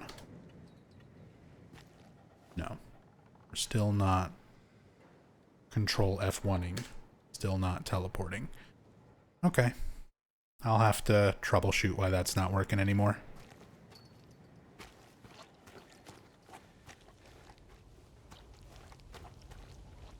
But yeah, I was able to teleport James, his actual model, onto the other side of this fence and walk around here. Which is really interesting because all of this stuff has collision. Like, you don't just walk through it. There's collision on all these cars and buses and everything.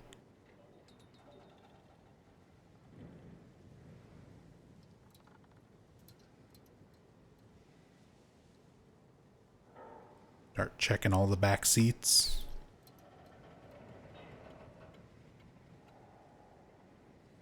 Again, like unique interiors for all these cars that are just back in an area you would never normally be able to access or look at. Little pattern on the seats and stuff inside.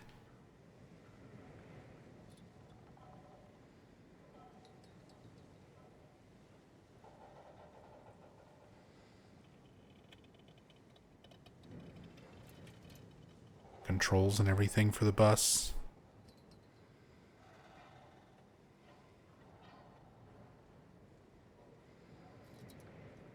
Russian? Russian bus?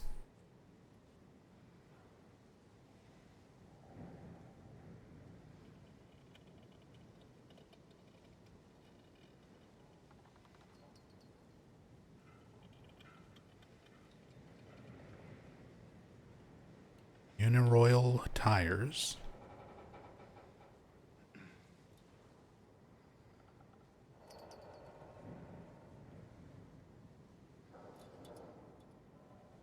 Any Russians in chat? Too bad Captain Blad is not here, one of my chat moderators and good friends. Blad would be able to translate for us.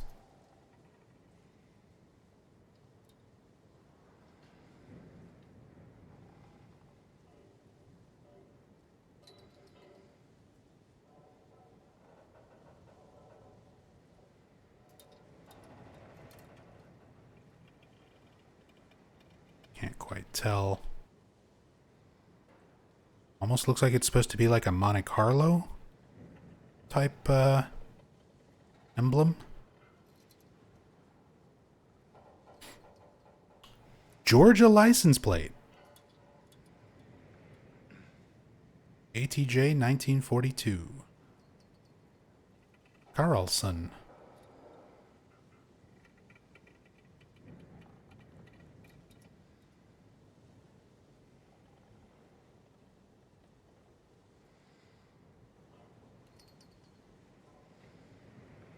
That's a McGruff the Crime Dog. Bumper sticker. Help McGruff take a bite out of crime. This stuff used to be everywhere back in the day. Is McGruff the crime dog still a thing? Do the kids these days know about not taking a bite out of crime?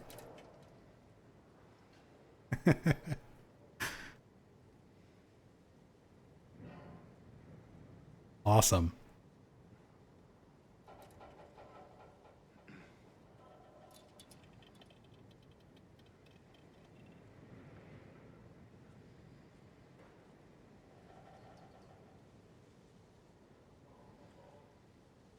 But see, this is what I mean. All these little details and stuff. This is an area you can't even walk into normally, let alone look at stuff this closely. And there's this much detail. Oh, same car here. Repeated. Same license and McGruff sticker. That's cool. Nothing in the trunk.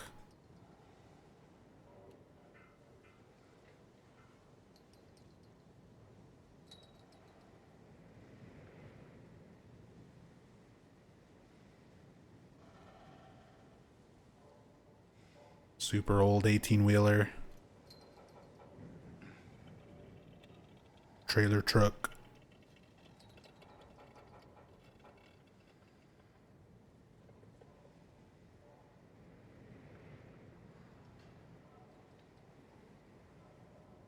Yeah, and some of these little areas, it's like the player is never going to go here, so you don't have to make everything line up perfectly for an area where you're not going to, the player shouldn't be walking or looking at stuff anyway. You see lots of things like this.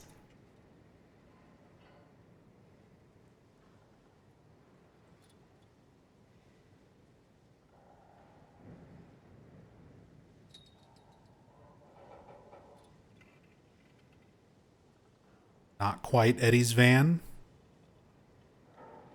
This one doesn't have the food wrappers and stuff inside. No Happy Burger. Still got those fuzzy dice.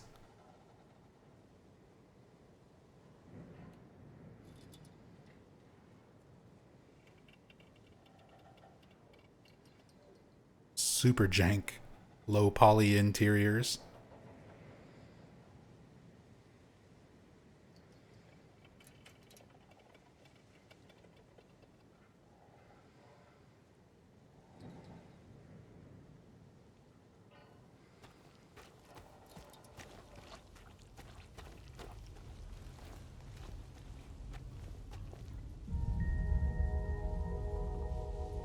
Our first glimpse of the past.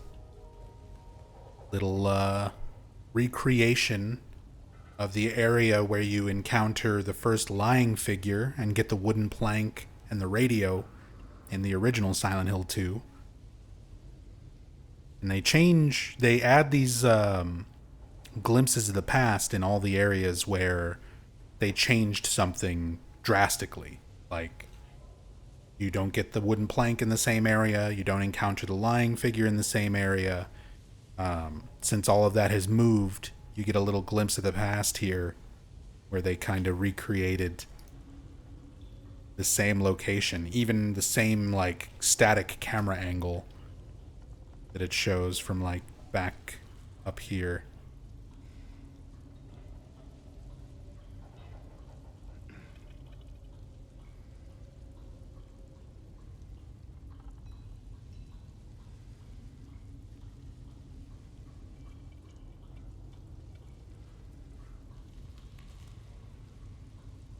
Same sort of trash on the street assets that we've been seeing. Nothing else actually back here. Ooh, and nothing rendered back there.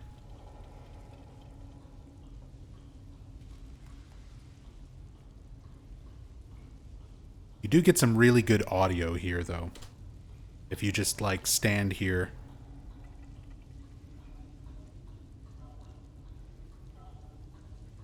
You can hear the original radio sound effect, the radio static, very, very faintly. Just some creepy ambient sounds.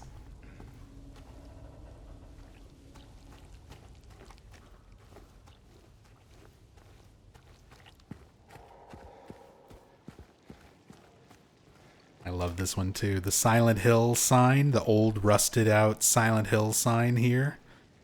Kind of like partially hidden, but the way the letters are like that font with the fading looks very much like the Silent Hill 1 font.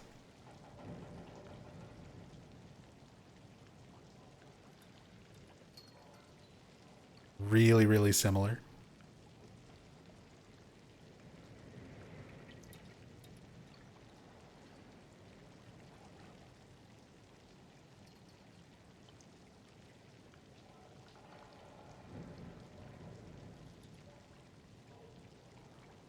Take a look at some of the graffiti. Nice and close. Insomnia. Stop Wars. Smoke.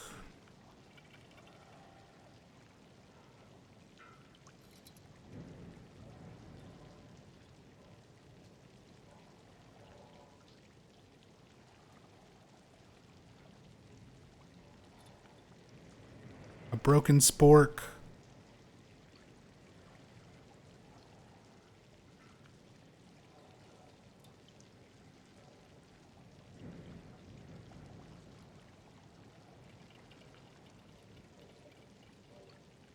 Wish.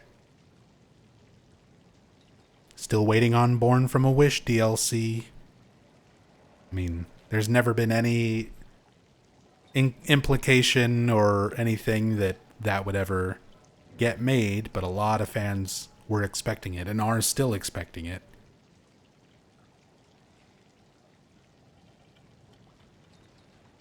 It would be cool if at some point they do Born from a Wish remade, but I wouldn't be...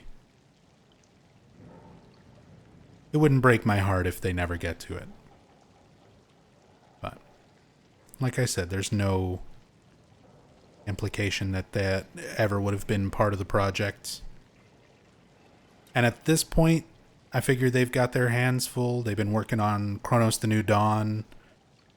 They've got a ton of other projects and things that they're working on, their own things and stuff with Konami and stuff with some other publishers.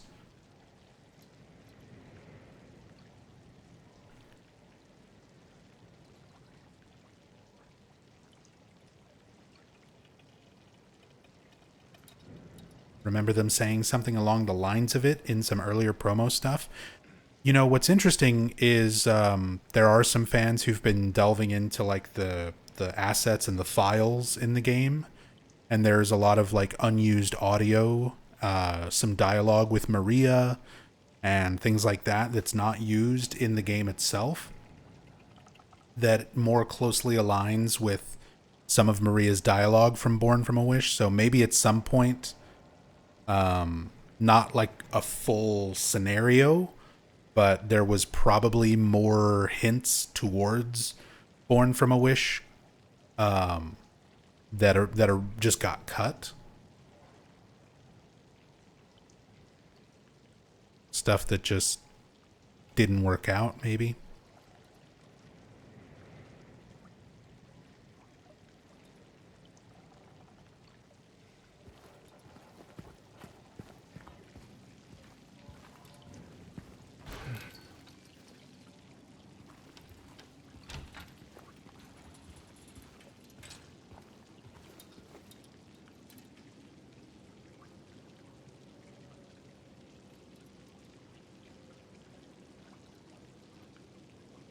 Huerte.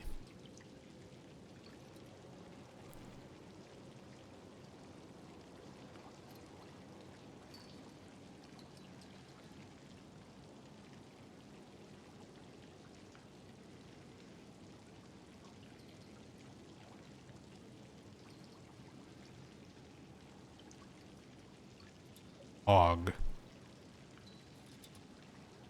Rumor. Sins.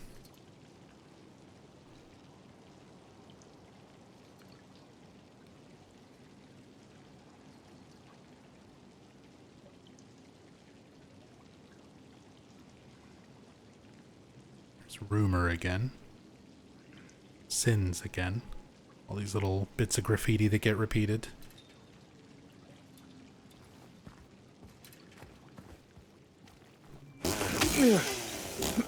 Smash it.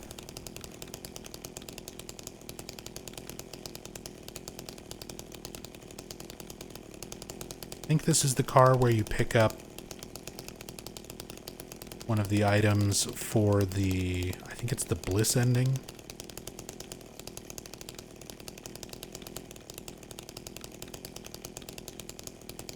Or no, the,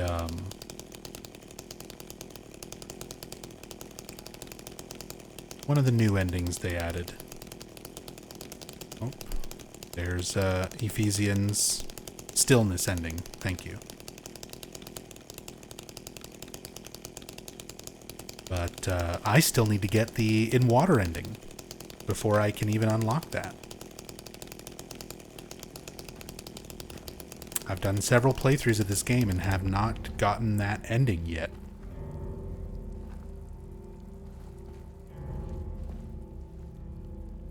So, we've still got some endings to get. I mean, I'm still going to do countless more playthroughs of this game eventually. It just takes me a while to get through my playthroughs because I do shit like this. I'm constantly taking my sweet ass time. And yeah, between the health issues and everything else, everything has been kind of especially slow going. Hopefully that's going to get to be more normal. This one's going to be 60 hours plus? You think so, halftime? I think it might be longer.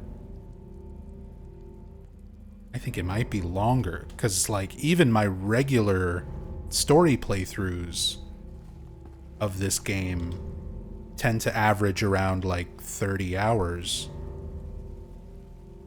25 to 30 hours. And it's been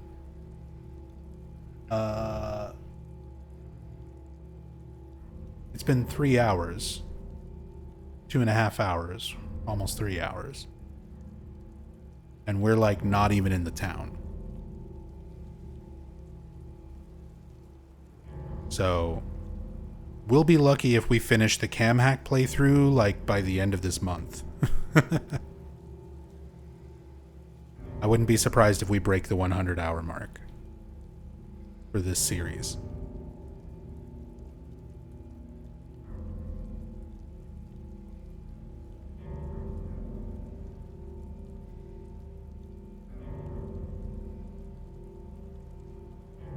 Just want to get way up here.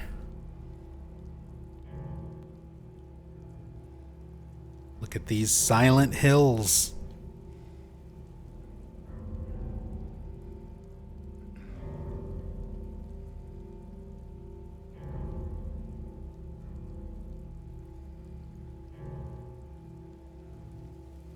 Oh, this is the road. The, like, overpass that goes above everything we just went through.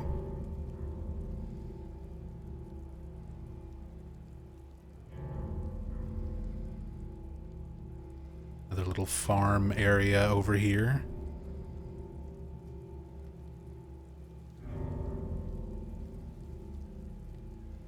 No Comic Sans hiding in this one.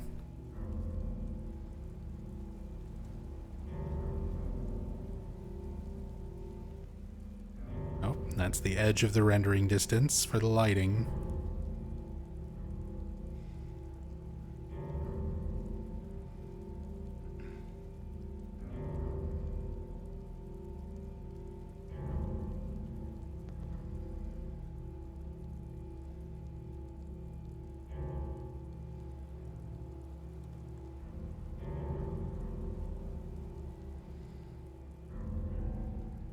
Crime. Take a bite out of crime.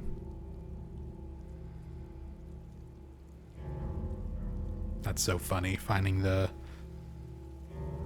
McGruff the Crime Dog sticker. It was a detail I did not know until just then. That's why I love doing this stuff.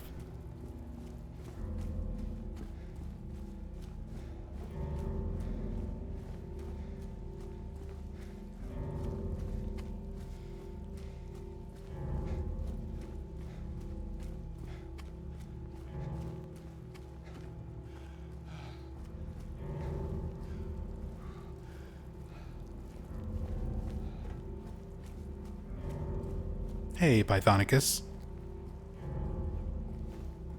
Yeah, I'm still not 100%, but I'm definitely doing a lot better than I was like a month ago.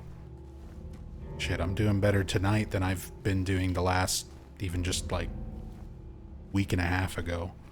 But slowly but surely, we're figuring stuff out. We're getting back to normal. We're getting tests done, getting things diagnosed. And I'm at least feeling well enough to get back to streaming and stuff again. That's the big thing.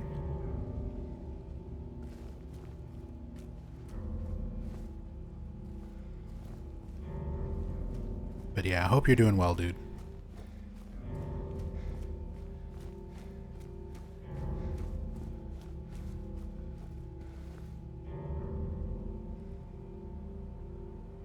The Roadrunner. Culturally inappropriate imagery, but also something that's kind of fairly common for time period, location.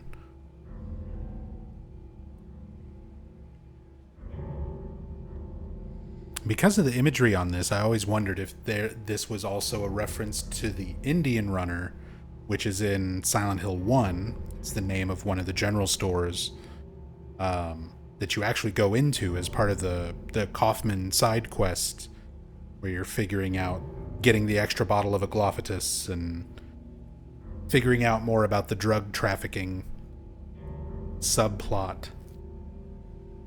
But the Indian Runner in that context is, well, it could be referencing several things, but there's I think it's a duck?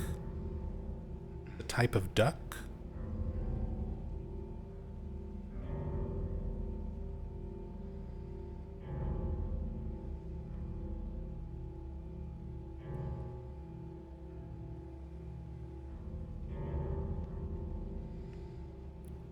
Reader's Clearinghouse. Model of an old car.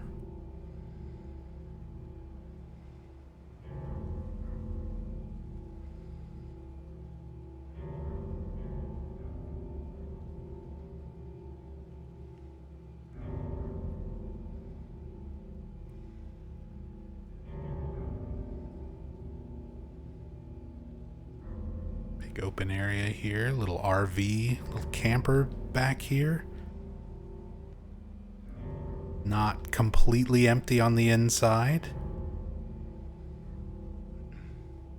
Oh, it's actually kind of similar to the camper where you get the Barn Neely's note later.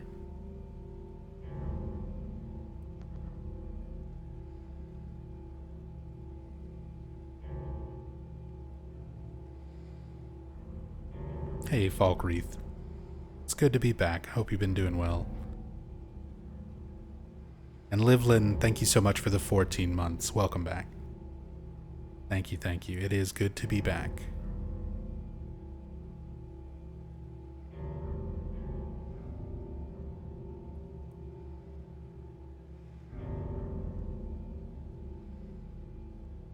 The postal vans have a Jacob Singer ID and name badge in the dashboards.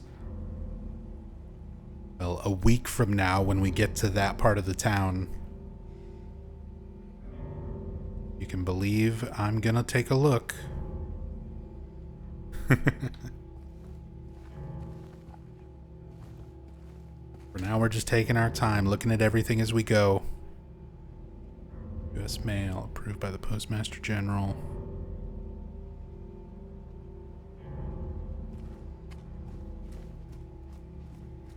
But considering we've already had a Dario Argento reference back in the graveyard and stuff like that, that does not surprise me. The Haralson County, Georgia license plates were the biggest scare of this game. I was kind of surprised to see Georgia license plates too.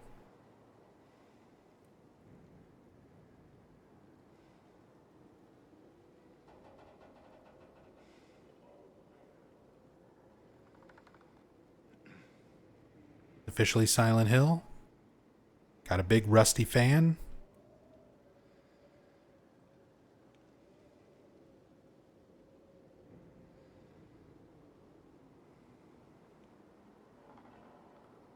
One of those trademark visuals.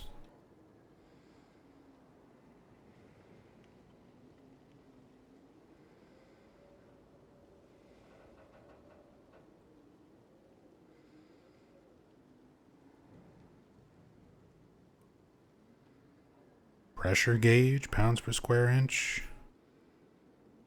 These giant tanks that you wouldn't be able to walk anywhere near, let alone look at up close. The absurdly detailed pressure gauge. There's a lot of stuff that is like that. Things that have so much detail that unless you're doing what I'm doing right now, you would like never see it. But it's still there, it still exists in all of its detail.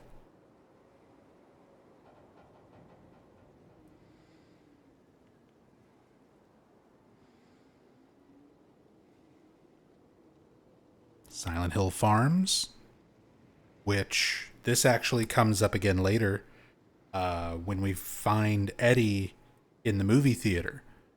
He, instead of eating pizza, he's eating ice cream in this game. And the ice cream that he's eating is like strawberry ice cream from Silent Hill Farms.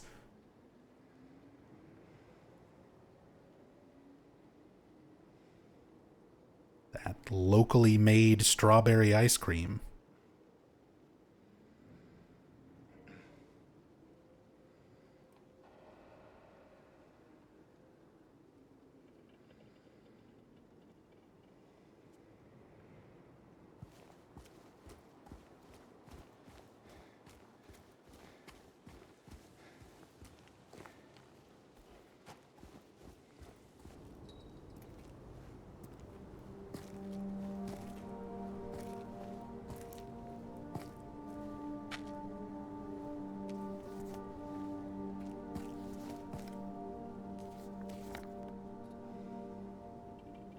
Let's see what James... Is he doing any kind of silly poses while he's looking at the map?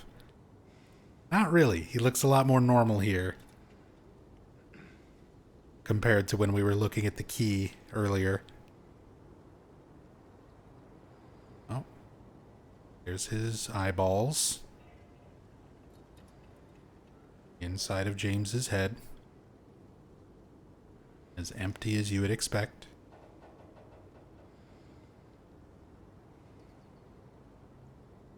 Practically see the reflection of the map.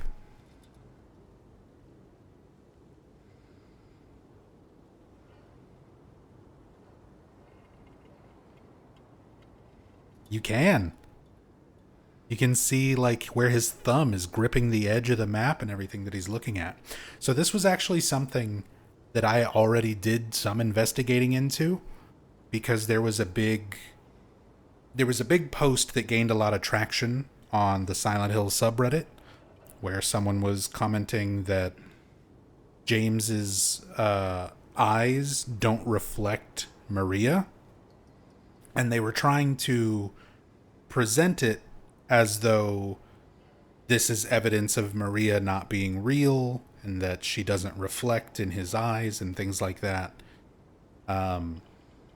In my experience messing with this cam, when I was investigating all of that, none of the character models, like whenever they're around each other, seem to reflect each other, but they do reflect the environments, which is a pretty common thing if you're doing reflections on reflective surfaces for a game like this. Just from a resource standpoint, it makes sense to not render every model or everything in a reflection, but still render certain things. So it's one of those situations where a fan noticed an interesting thing and thought a little bit too much of it. But it is still impressive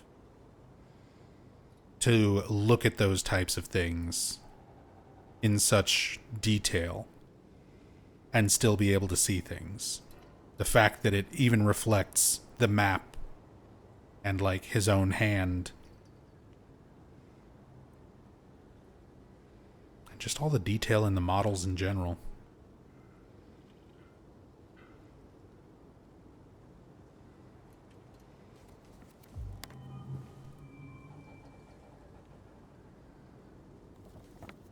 Right. Just all my controls again.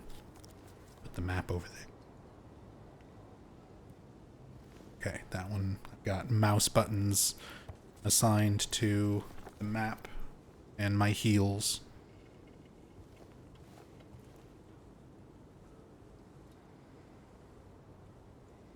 Yeah, it's a shame this game doesn't have a native like photo mode. But at the very least, we've got some nice mods and free cam stuff like this for the PC version. That's Woodside Apartments. Going over there later.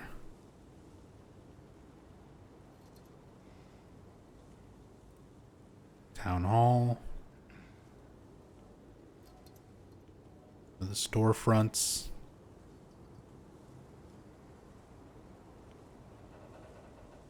Like green and gold. Silent Hill. We make our way into town on Sanders Street.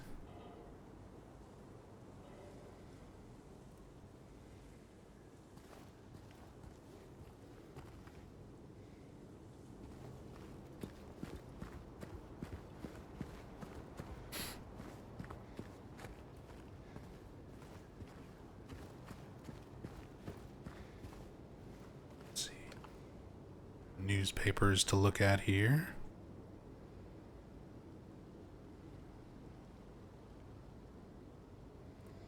Main news.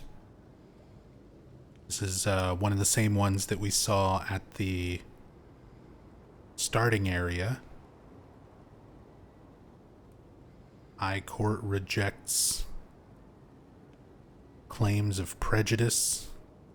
The Joe DiMaggio 1914 to 1999.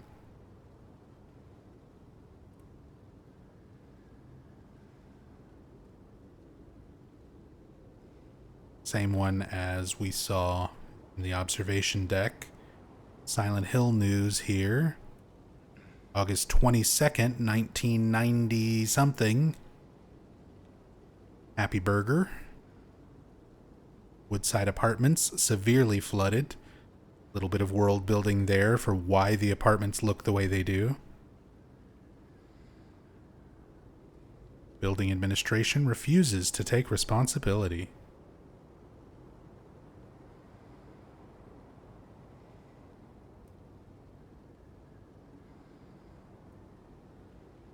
DeLuca Times. The main news.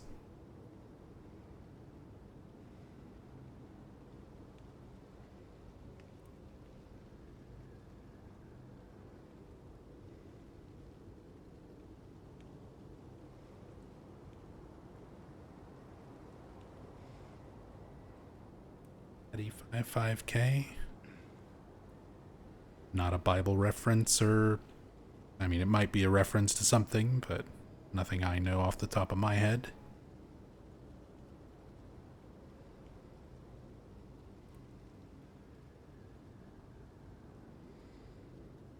Press and logistics. Oh, we do have Corinthians 16:13 here. There is a Bible reference on this one. Corinthians 13. Be on your guard. Stand firm in the faith. Be courageous. Be strong.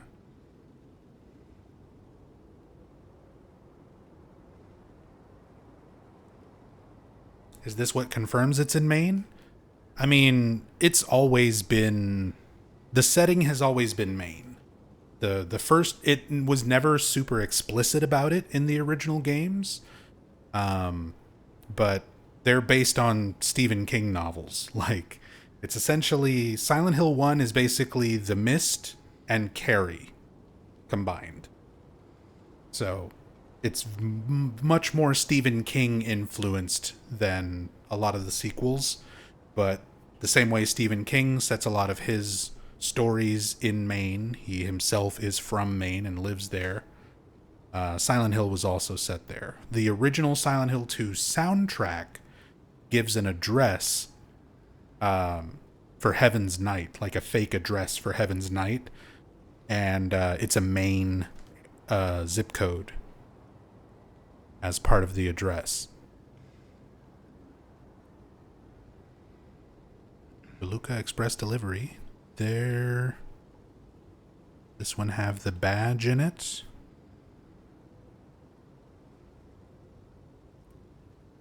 Might not be until the ones we see later.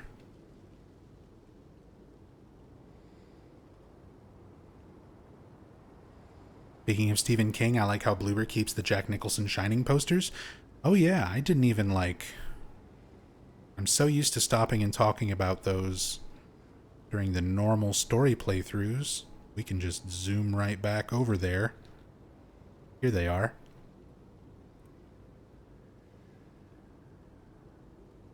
It's not actually Jack Nicholson. It's like a remodeled, legally distinct, but still recognizable variation of those original Jack Nicholson posters, Shining posters that they had in the OG. But yeah, they kept those here. They did a great job with the details in this game.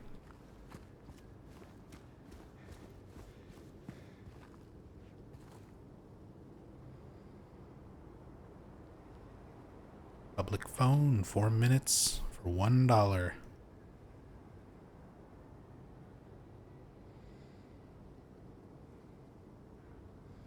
Save on your collect calls.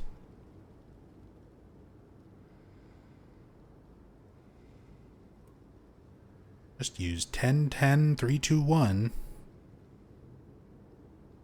Save on all your local and long distance calls.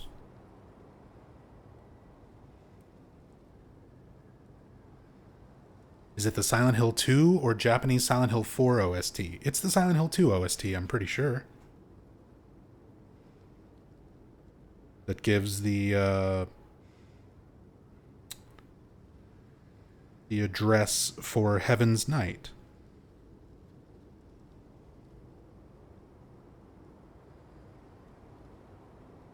I don't know. I don't have it on hand to pull up easily, but I thought that was the Silent Hill 2 soundtrack. The Silent Hill 4 soundtrack has the, like, Japanese artwork depiction of the final boss Walter arena thing. Silent Hill 2 OST has, like, I don't know. I might be misremembering Yoshio. Feel free to correct me if you know for sure. But one of the soundtracks gives a fake address for Heaven's Night, and it's a Maine address.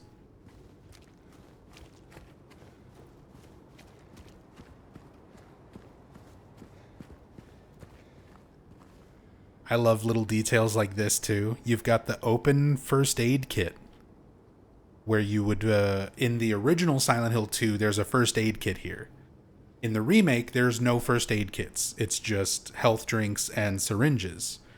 So first aid locations are usually replaced with a syringe instead. But the fact that they left an open syringe box here, first aid kit here, as like a little reference to there being a first aid kit here in the OG, but it's already open, it's already taken.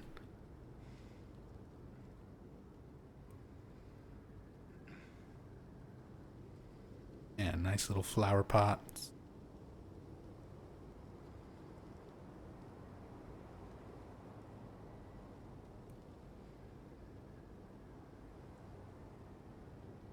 postal van near the apartment has Jacob S.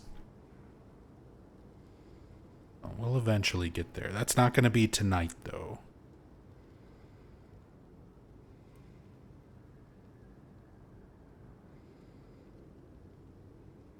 Technically, I should have ended my stream a little while ago so that I can start making dinner for me and Rachel. But I'm a little wrapped up in all this. I love that we have the 8 Mart logo on the shopping carts and stuff too. Little callback to Silent Hill 1. Because you never have the 8 Mart itself in Silent Hill 2, even in the original. But in Silent Hill 1, you have their version of 7-Eleven, the 8 Mart.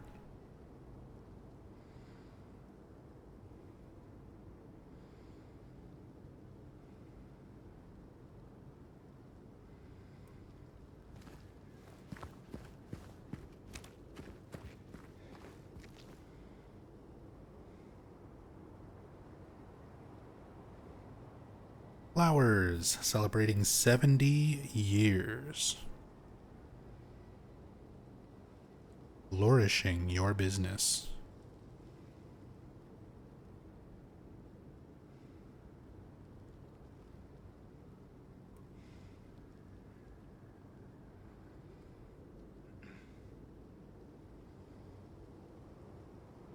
Can we see the creeper hiding back here? Probably nothing rendered until you trigger the event. Oh, machine shop. We saw that same asset in one of the other things. In the little mechanics workshop, car workshop.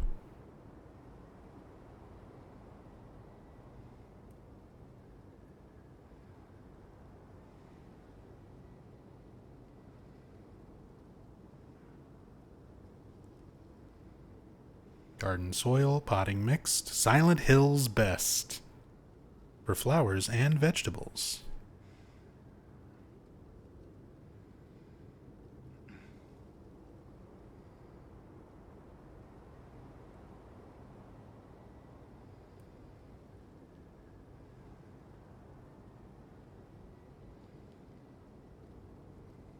The wait for Townfall news has been the roughest.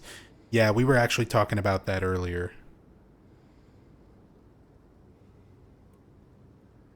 Like, it'll still happen, but I imagine stuff got kind of derailed and delayed from Annapurna having an entire staff walk out and needing to be completely rehired, restaffed.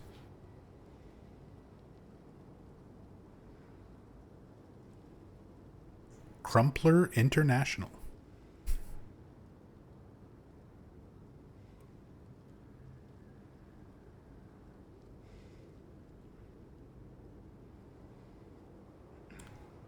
One of the few clocks. There's only like 2 or 3 clocks in this entire game that are not set to 10 past 9. Almost every clock in the game is set to 10 past 9. It was originally just part of a puzzle in the OG Silent Hill 2. There's a clock puzzle in the apartments where that's always the solution. In this game, for the remake, I think they try to give it a little bit more significance. A lot of fans speculate that that's like the moment that Mary died, the time that Mary died. But the majority of the clocks that you see throughout the game are set to 10 past 9. This one is not. This one is not. There's one in the Lakeview Hotel that's not. I think there's another one. It might be in Brookhaven.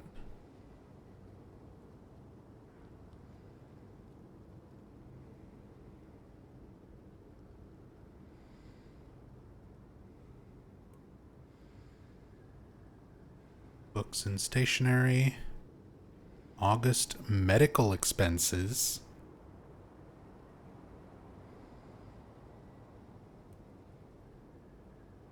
May 23rd. 83X. 8/3. 3/4. Statements. Might discover something no one else has in the series? It's possible. It wouldn't be the first time.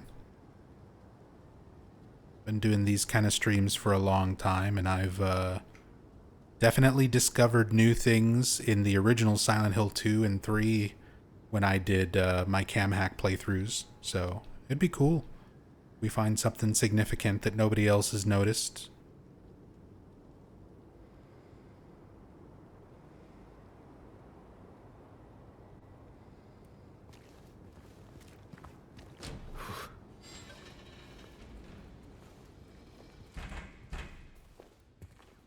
How do we like this real close James angle? Miss Cassandra. Customer came in today, ordered a mixed bouquet, red and white. I tried to explain it's bad luck, but he couldn't decide on just one. He seemed a bit off, looked at me like I wasn't even there, and he just left, said he'd be back to pick him up later. Just wanted to let you know, since I might be gone by then. A little bit of foreshadowing to the mysterious photos that we will be collecting throughout the playthrough, which also depicts that two-colored bouquet, the bad luck bouquet. Oh, we got a receipt. It's a reused texture. It's for the Cafe Texan on Cat Street. And the time is 9:10. I was just talking about that. 9:10 and 15 seconds, which is the exact solution to that clock puzzle in the original. Scott rests on 15. Henry, Mildred, and Scott, 9/10/15. Purchase, eat in, coffee.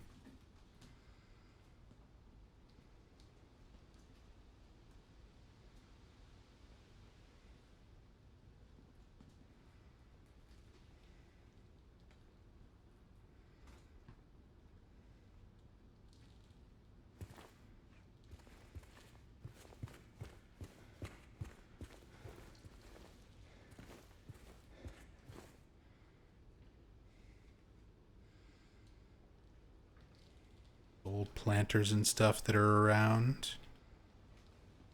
Want to take another look at everything before we move on. Broken one down here. Shelf, it's like balanced on it.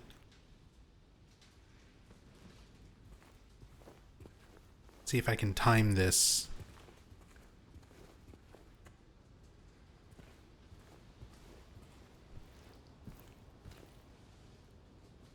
Because normally when you walk past here,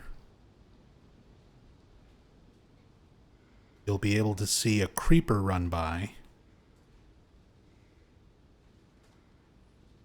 It might be after I examine this. これはこれは?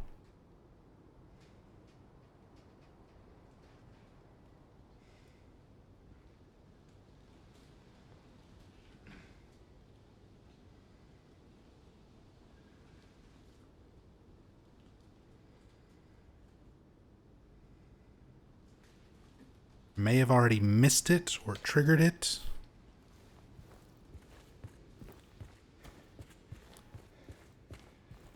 But I know I've seen it. Previous playthroughs.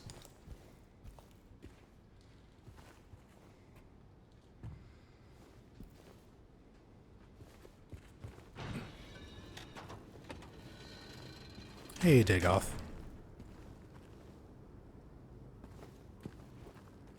Thank you for the welcome back. And I'm glad you were able to join the Discord. Thank you again for the kind message.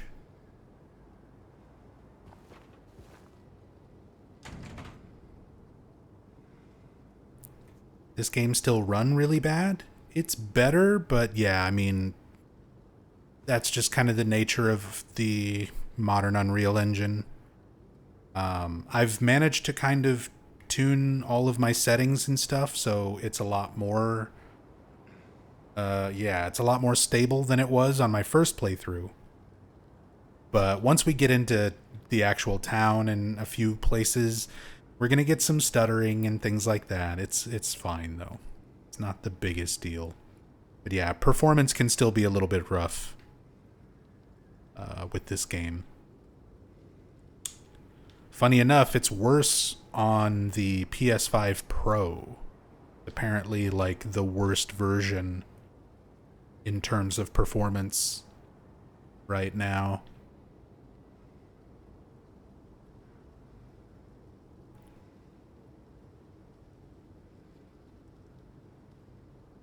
Yeah, the story playthrough that was in progress, like, it's from like over a month ago at this point.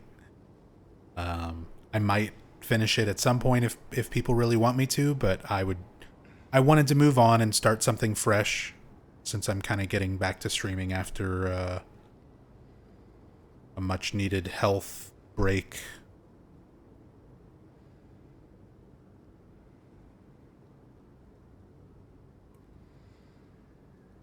So, yeah, a lot of people were just waiting for the cam hack playthrough. That whole story playthrough, I kept thinking about details that I knew I would get to look at more clearly for this playthrough. So, oh, there's another Ephesians.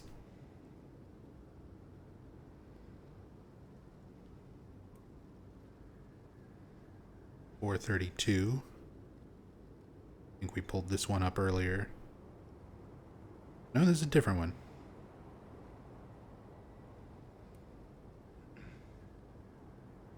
No, this was the same one that was on Eddie's van in the observation area. Be kind and compassionate to one another, forgiving each other just as Christ God has forgiven you.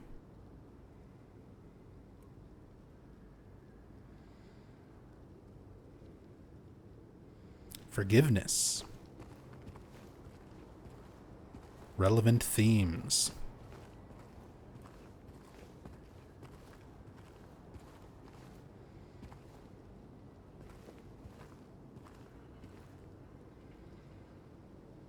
Another mail van. This one is also not the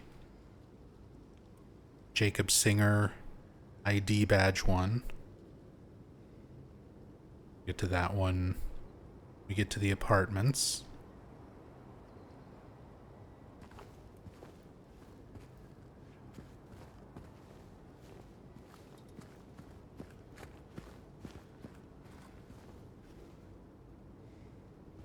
And the Corinthians, pulled that one up earlier too, that license plate reference.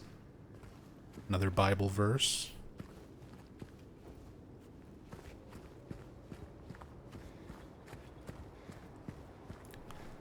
But yeah, I know a lot of people were waiting for the cam hack playthrough. I was kind of wanting to just get to this anyway.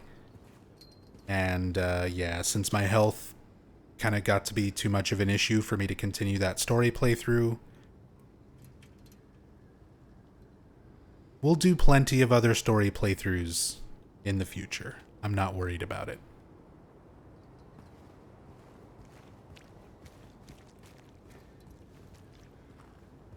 And they only get more informative and more in-depth as we go. Because every time I play these games, every day that passes, I research more, I learn more, I have more to talk about during my playthroughs, so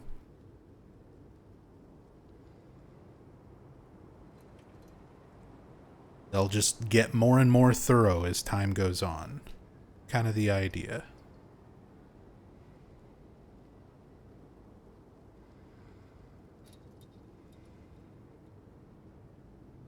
That's a very different looking trash bag.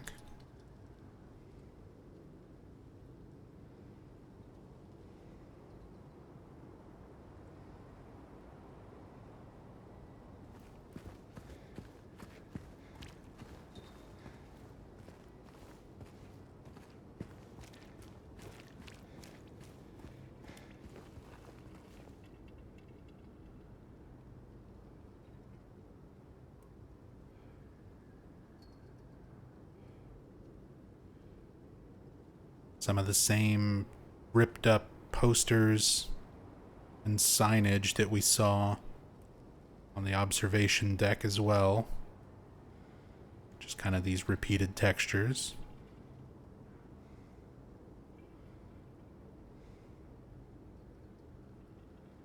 Thing neat hiding up on the roof. And in the vents.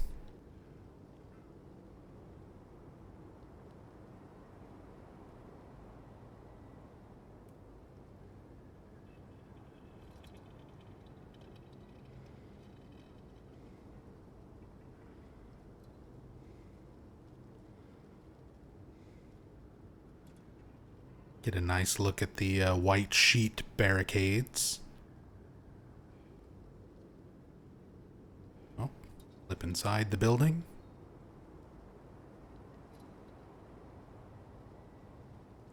Most buildings are going to be like this. There's not really anything rendered in them.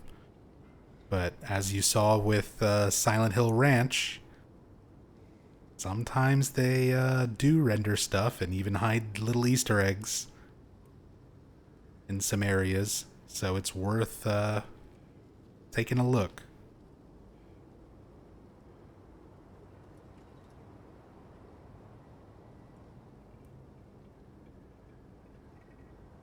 CD and Laserdisc. New and used.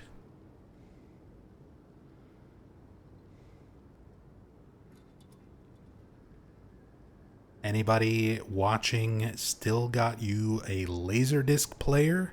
Anybody still got some Laserdiscs? I don't actually have a player, but I do still own Laserdiscs. They're back in my mom's garage in Texas, but I've got a bunch of anime on Laserdisc from back in the day. And of course, there's G immediately in my chat. I think the only people that collect Laserdisc these days are largely otaku. I mean, it's not like that's new information, but in case you were wondering. Pretty much all the Laserdisc that I have in storage at my mom's house is anime.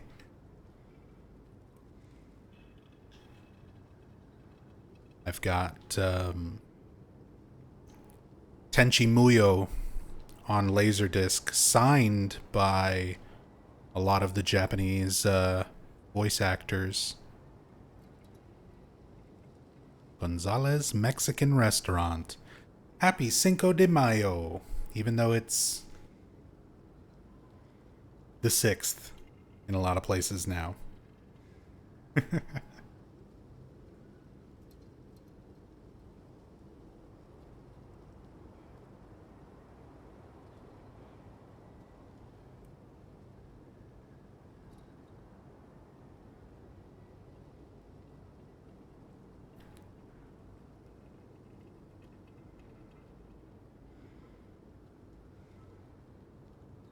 I wonder how good the Mexican food is in Silent Hill, Maine. Gonzalez Mexican Restaurant. I don't know about Silent Hill, but I was in Freeport, Maine many years ago, which is, for anybody who's ever been to Freeport, Maine, I mean, a lot of little towns like that places around Maine kind of resemble Silent Hill. They feel like Silent Hill. They didn't have the best Mexican food. But that's okay, because when you're in Maine, you shouldn't be getting that anyway. You should be getting lobster, clam chowder, some of the best lobster, some of the best clam chowder I've ever had. I had in Freeport, Maine.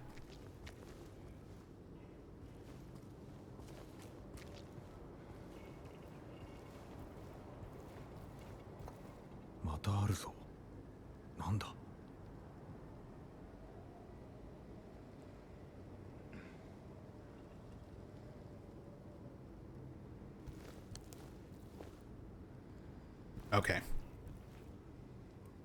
As much as I just want to keep going with this, I need to get to a save point. We'll keep going. We'll keep going.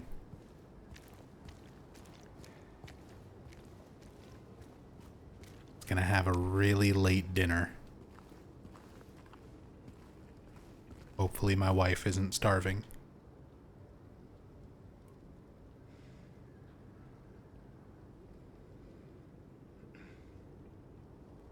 Phoenix body, oil change and engine service.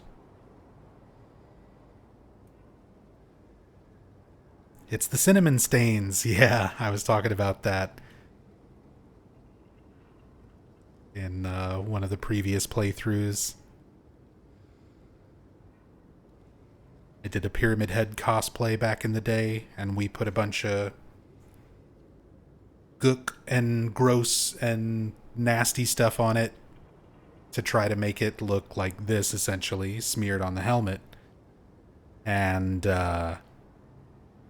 one of the main things we used was a mixture with cinnamon in it. So as gross as it all looked, it smelled delicious. It just smelled like cinnamon buns. So in my head, this stuff looks gross, but probably smells delicious.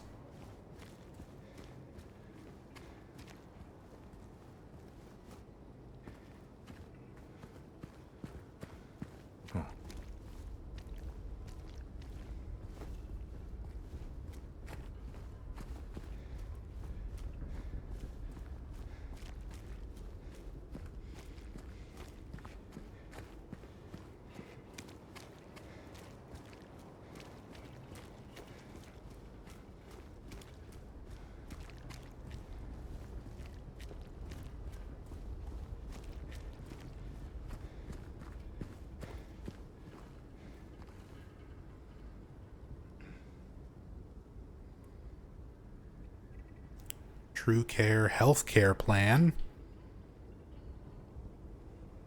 The better choice, the better life.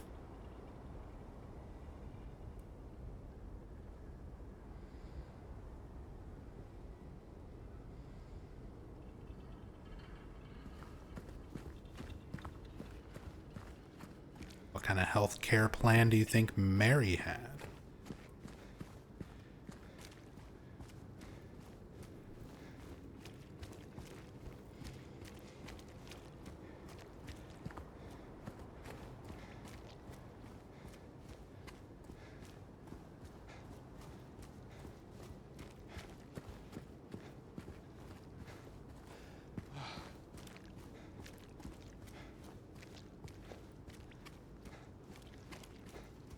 She had a high-end one, probably because James loved her. I mean, in the original, it just describes James's occupation as being a clerk, without really giving too much extra detail. Health insurance in the US is not cheap. And most employers, especially if you're like a clerk or something, you're lucky to get insurance at all. And if you do get it, it's usually not great.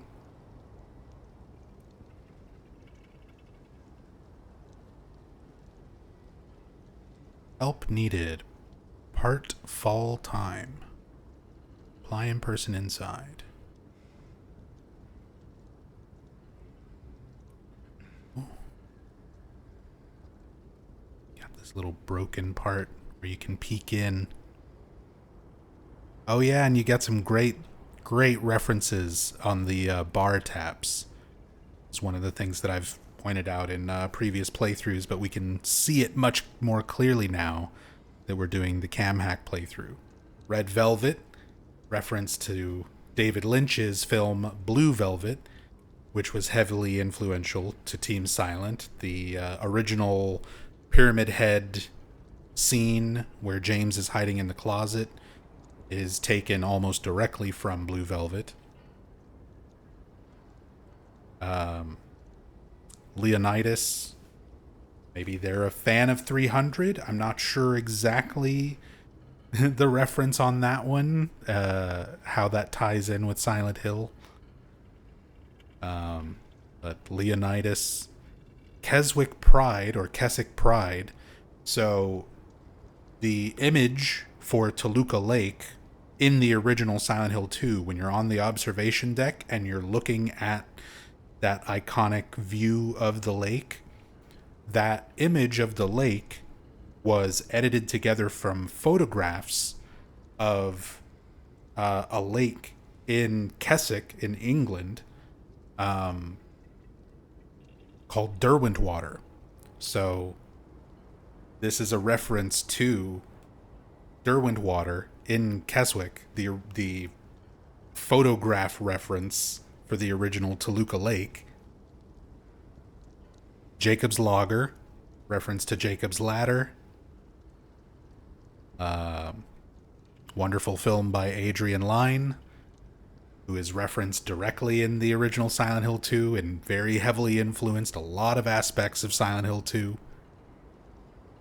Ale Peaks, reference to David Lynch's Twin Peaks. And Toluca Light. Nice little Toluca reference. Toluca Lake reference to top it all off.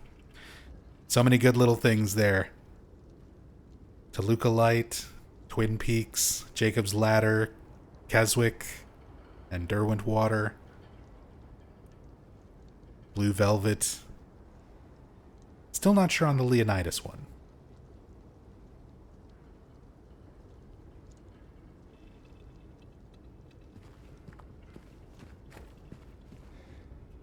And maybe they just liked 300. Can I cam hack while peeking? I cannot.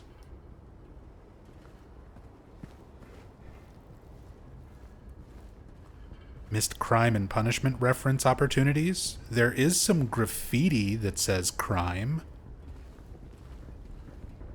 I don't know if there's more graffiti to be found that says punishment. Maybe.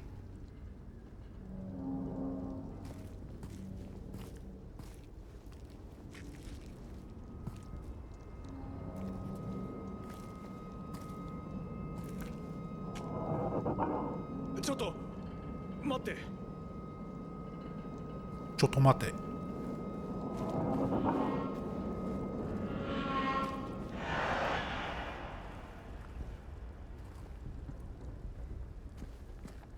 Same stuff on the phone as what we looked at earlier.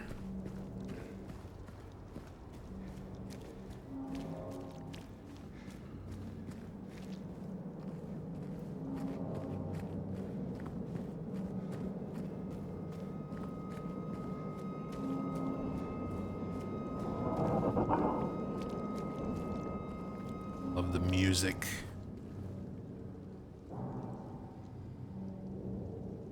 Got the classic Remains of Blood Swamp memorial here.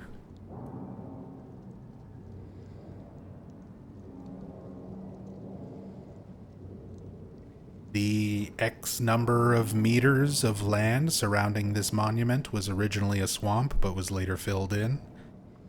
It was once nicknamed Blood Swamp because the water used to wash the tools after executions. were to be poured in it. It's slightly rewritten from the way that it's written in the original. Perhaps it is for that reason that many inhabitants claim to have seen ghosts in the area.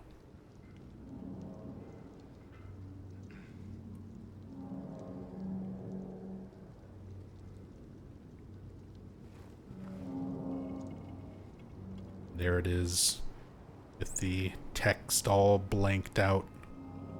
Very similar to the original. It's almost word for word.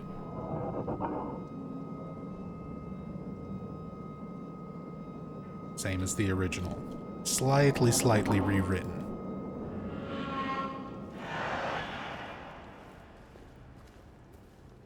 But your first little hint at some of the town history, people seeing ghosts, the history of executioners.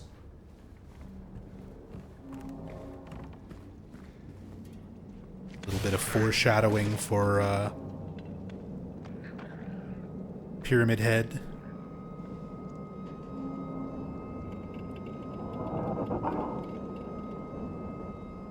It's the same hiring poster. Got monster noises coming from back here. Oh, there he is. Actually rendered in.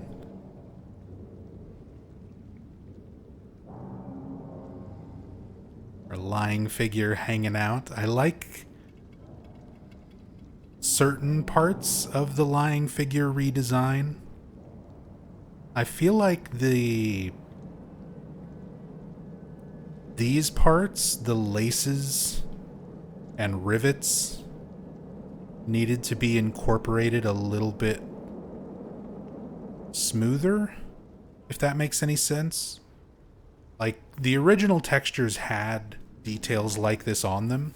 Of course, it's much harder to see with PS2 resolutions and texture pixels, but there was like more blending between the flesh and laces and everything else. It was much harder to distinguish like what parts are organic and what parts are not. And here it's a little bit more easy to tell. Not the worst thing though. I still like the creature redesigns. You still got Ito behind. Ooh. Still got Ito behind all the creature redesigns and stuff. It's still portrayed the way he wanted them to be. Platform feet.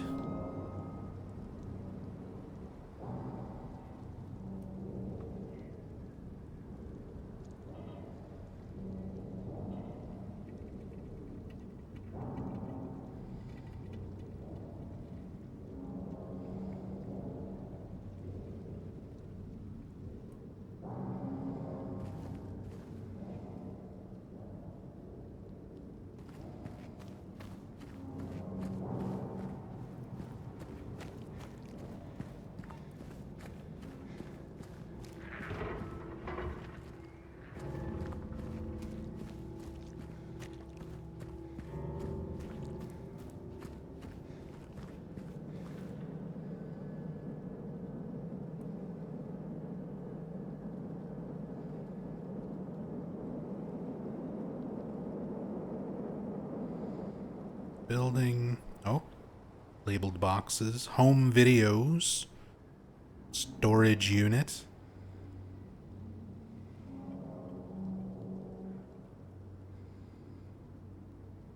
Shipping label.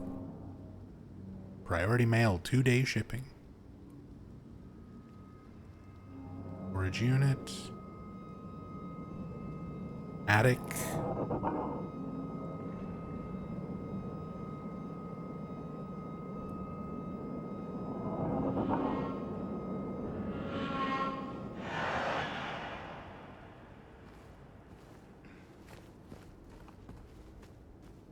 Yeah, Falkreath. Some of the creature models, there's a lot of variants of them. More than just, like, the ones that have different attacks and things, but just the regular enemies that you encounter. There's a few different visual variations to them. And some are a little bit closer to original designs, and some are a little bit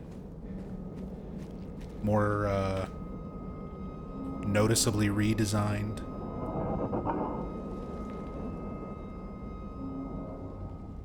Alright, to the bottomless pit. Oh, it's full of pipes. Full of pipes all along.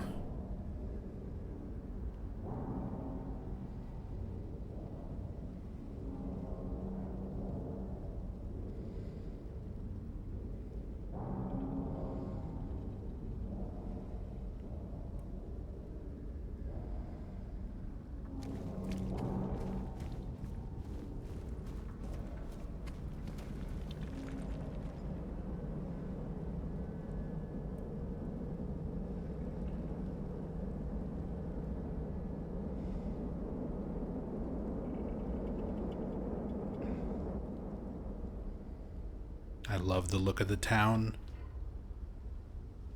Like, I already loved it a ton in the original, and then in the remake, even more detail with, like, the street collapses and the houses falling in on each other.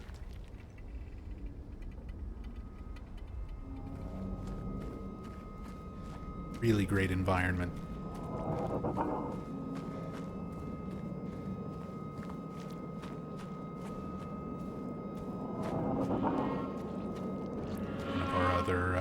Glimpses of the past.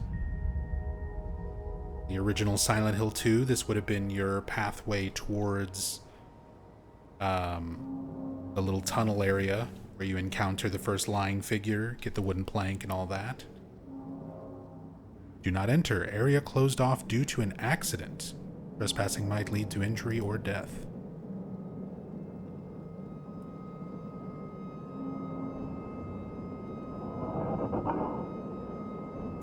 It doesn't connect to that tunnel. They sort of separate that tunnel and show it to you much earlier in the game. Right after you go through the fence, after getting the key in the auto workshop. Laserdisc store, or the other side of the Laserdisc store.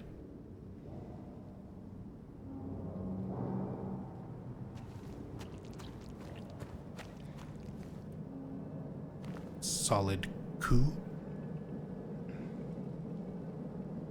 Metal products. Oh yeah, there's a Metal Gear reference. Metal Gear Solid reference. One of the buildings a bit later on.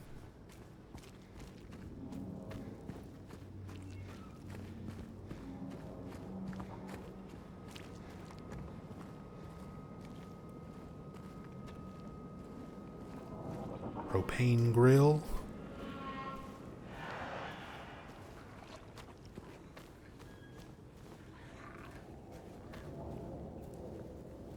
These green fucking plastic chairs.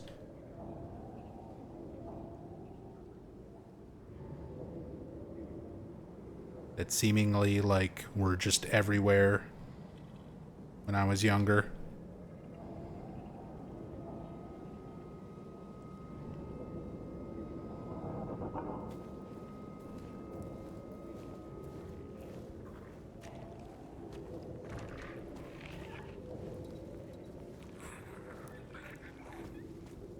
Can't wait for Gen Z Alpha to ask what's a Laserdisc when they play this. Yeah. It's like a DVD, but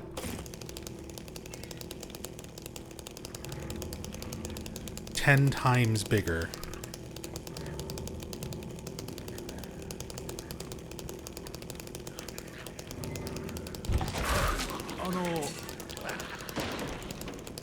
Oh no. Like how he instinctively busts out the chainsaw. because he detected that a lying figure was close by. Covered in cinnamon. Smell it.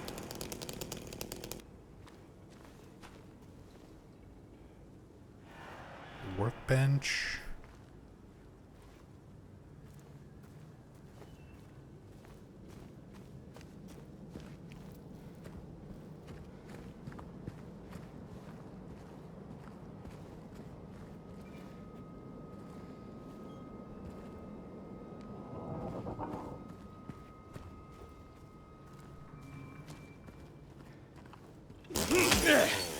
Start breaking stuff.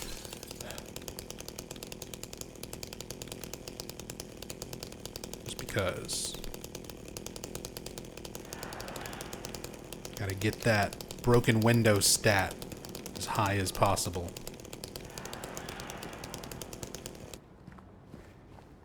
I am curious. I wonder what the actual maximum is for that stat. Because once you get the handgun, you can like shoot and break windows in buildings that are super far and like inaccessible. Wonder what the actual maximum number of broken windows you can finish a game with. Peter's Clearinghouse, we saw that earlier.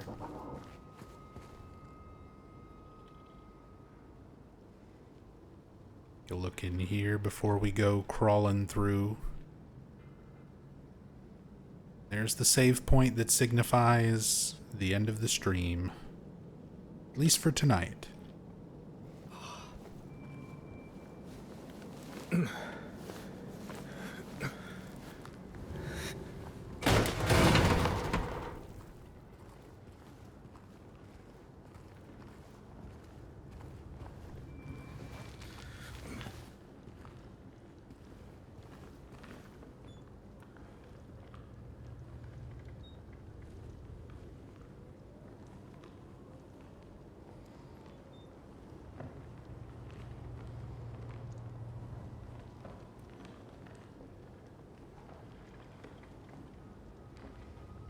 That pattern on those curtains. Kind of similar to the wallpaper and stuff. Some of the other patterns, floral patterns that we see. The apartments later.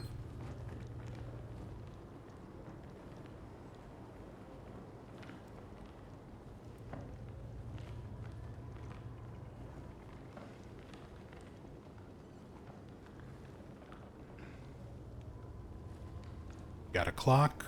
10 past 9. Like I said, there's only a handful of clocks, like 3, maybe 4 in the whole game. They're not set to 10 past 9.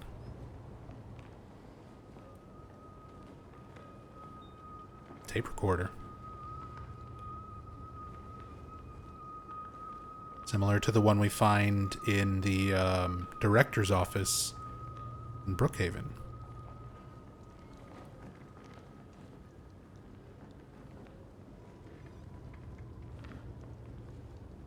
The New Damnation. Title on that book. 3. The other ones just have numbers.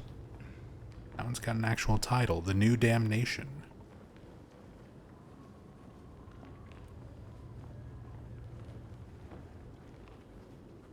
Perfume bottle. Detoxidine. Is that a thing? Is that real? It is. Product line.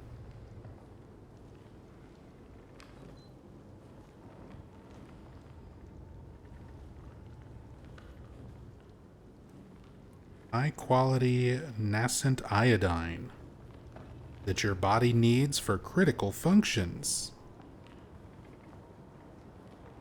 Dealing with brain fog, alertness, focus, and mood all improve when your thyroid is healthy.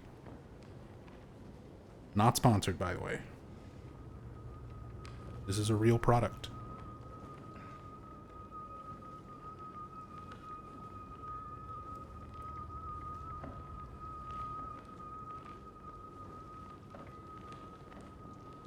All the makeup.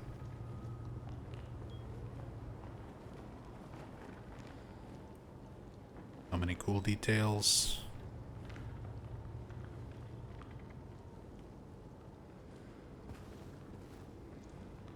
Brain fog, oh no. I mean, seriously, I've been having a lot of brain fog as my body has been adjusting to blood pressure and anxiety medications this past month. I'm definitely feeling the brain fog. Maybe I need me some of that. Detoxidine. It's okay. At least my brain, by default, is always in Silent Hill mode, so we can still get through streams. And this is where I'm gonna call it for tonight. And yeah, Ichiban. The VOD will be available as soon as I finish the stream. Give me like a few hours to get it edited real quick and uploaded.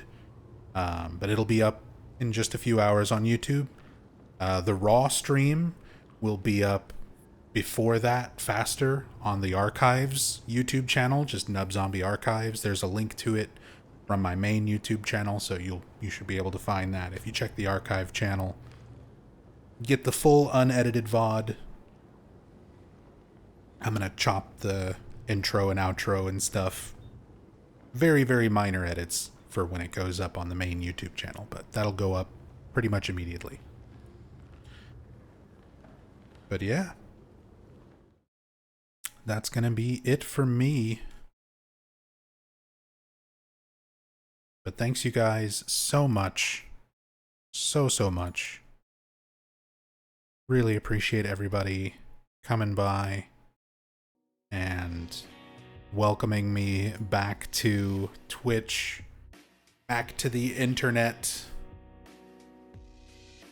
As said, my health has not been great, but it's getting better. It feels good to be at a point where I feel okay enough to stream and stuff again. It's absolutely wonderful just getting to stream again and see you all again and do this stuff again, because this is my passion. Has been for a very long time, and even while I've been struggling with other stuff, this has always been part of my mind, wanting to get back to doing this. So feels good to be back in Silent Hill and on Twitch and seeing all of you guys in chat. But yeah, we're gonna call it here.